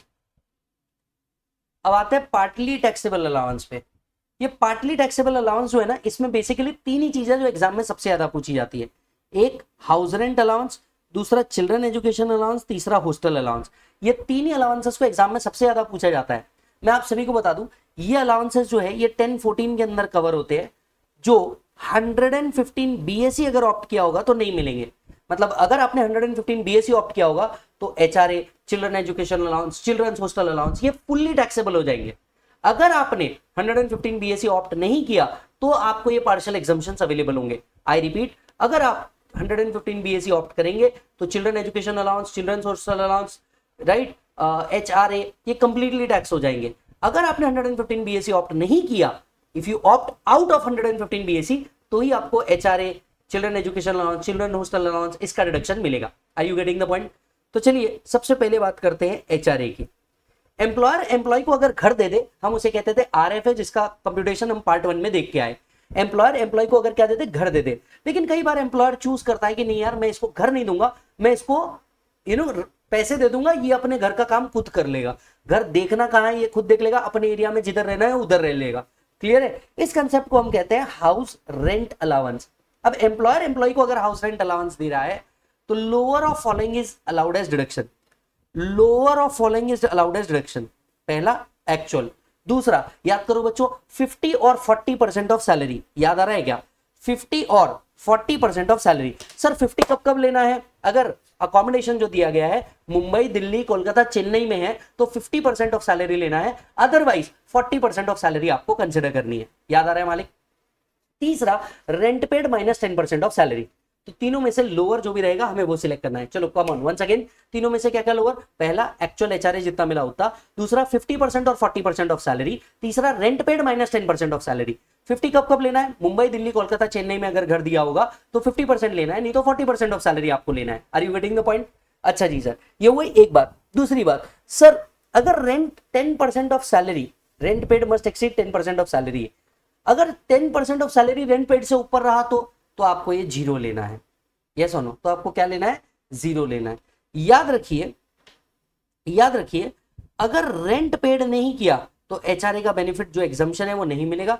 और अकोमोडेशन अगर आपका खुद का है, अगर आप रेंट पे नहीं कर रहे या अकोमोडेशन ही खुद का है, तो HRA का एग्जम्पशन नहीं मिलेगा। सो कम ऑन, HRA का एग्जम्पशन नहीं मिलेगा अगर आपने 115 BSc ऑप्ट किया। HRA का एग्जम्पशन नहीं मिलेगा अगर आपके पास खुद का घर है। HRA का एग्जम्पशन नहीं मिलेगा अगर आप रेंट ही पे नहीं कर रहे। फॉर एग्जाम्पल आप पेरेंट्स के साथ रह रहे और रेंट ही पे नहीं कर रहे, तो आपको HRA का एग्जम्पशन नहीं मिलेगा। HRA का एग्जम्पशन नहीं मिलेगा मतलब ये है कि अगर HRA मिलता है तो कंप्लीटली टैक्सेबल हो जाएगा।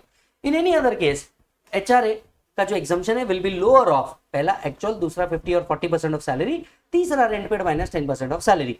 सर सैलरी का मतलब क्या है? Basic plus DA for retirement plus commission based on turnover. Basic plus DA for retirement plus commission based on turnover. Yes और नो? अच्छा एक बात समझ के चलिए, ऐसा हो सकता है ना कि पहले 6 महीने वो दिल्ली में रहे, बाद में 6 महीने वो गाजियाबाद चले जाए, तो सर 50% लेंगे या 40? क्योंकि जब आप दिल्ली में थे तो 50% ऑफ सैलरी था, जब आप गाजियाबाद चल जाएंगे तो 40% ऑफ सैलरी है। तो 50 या 40% ऑफ सैलरी एग्जैक्टली लेना क्या है? नाउ अंडरस्टैंड कीजिए, अगर आप सिटी चेंज कर देते हैं, आपका सैलरी चेंज हो जाता है, HRA रिसीव्ड चेंज हो जाता है, कोई भी चेंज होता है, तो calculation has to be made separately for the relevant period. इसको ऐसे समझिए, मान लीजिए दिल्ली में वो 6 महीने रह रहा है और गाजियाबाद में वो 6 महीने में रह रहा है, तो 6 मंथ्स का कैलकुलेशन अलग होगा, बचे हुए 6 मंथ्स का कैलकुलेशन अलग होगा। So if there is a change in any factor, let's say HRA, business, HRA needs to be calculated separately. HRA needs to be calculated separately. Further, advance salary को हम consider नहीं करते HRA compute करने में। Exemption नहीं available होगा अगर rent paid is less then 10% of salary. Yes, और भैया आपको बता दूं, this is fully taxable under the default tax regime. HRA is fully taxable under the default tax regime. Yes मालिक? तो चलो एक बार HRA को फटाफट रिवाइज कर लो। 3 केसेस में HRA का एग्जम्पशन नहीं मिलेगा। 115 BSc एम्प्लॉय के पास अगर खुद का घर है, एंड तीसरा अगर वो रेंट पे नहीं कर रहा। बाकी सभी केस में लोअर ऑफ 3 थिंग, एक्चुअल, 50 और 40% of salary, rent paid minus 10% of salary. Check it out.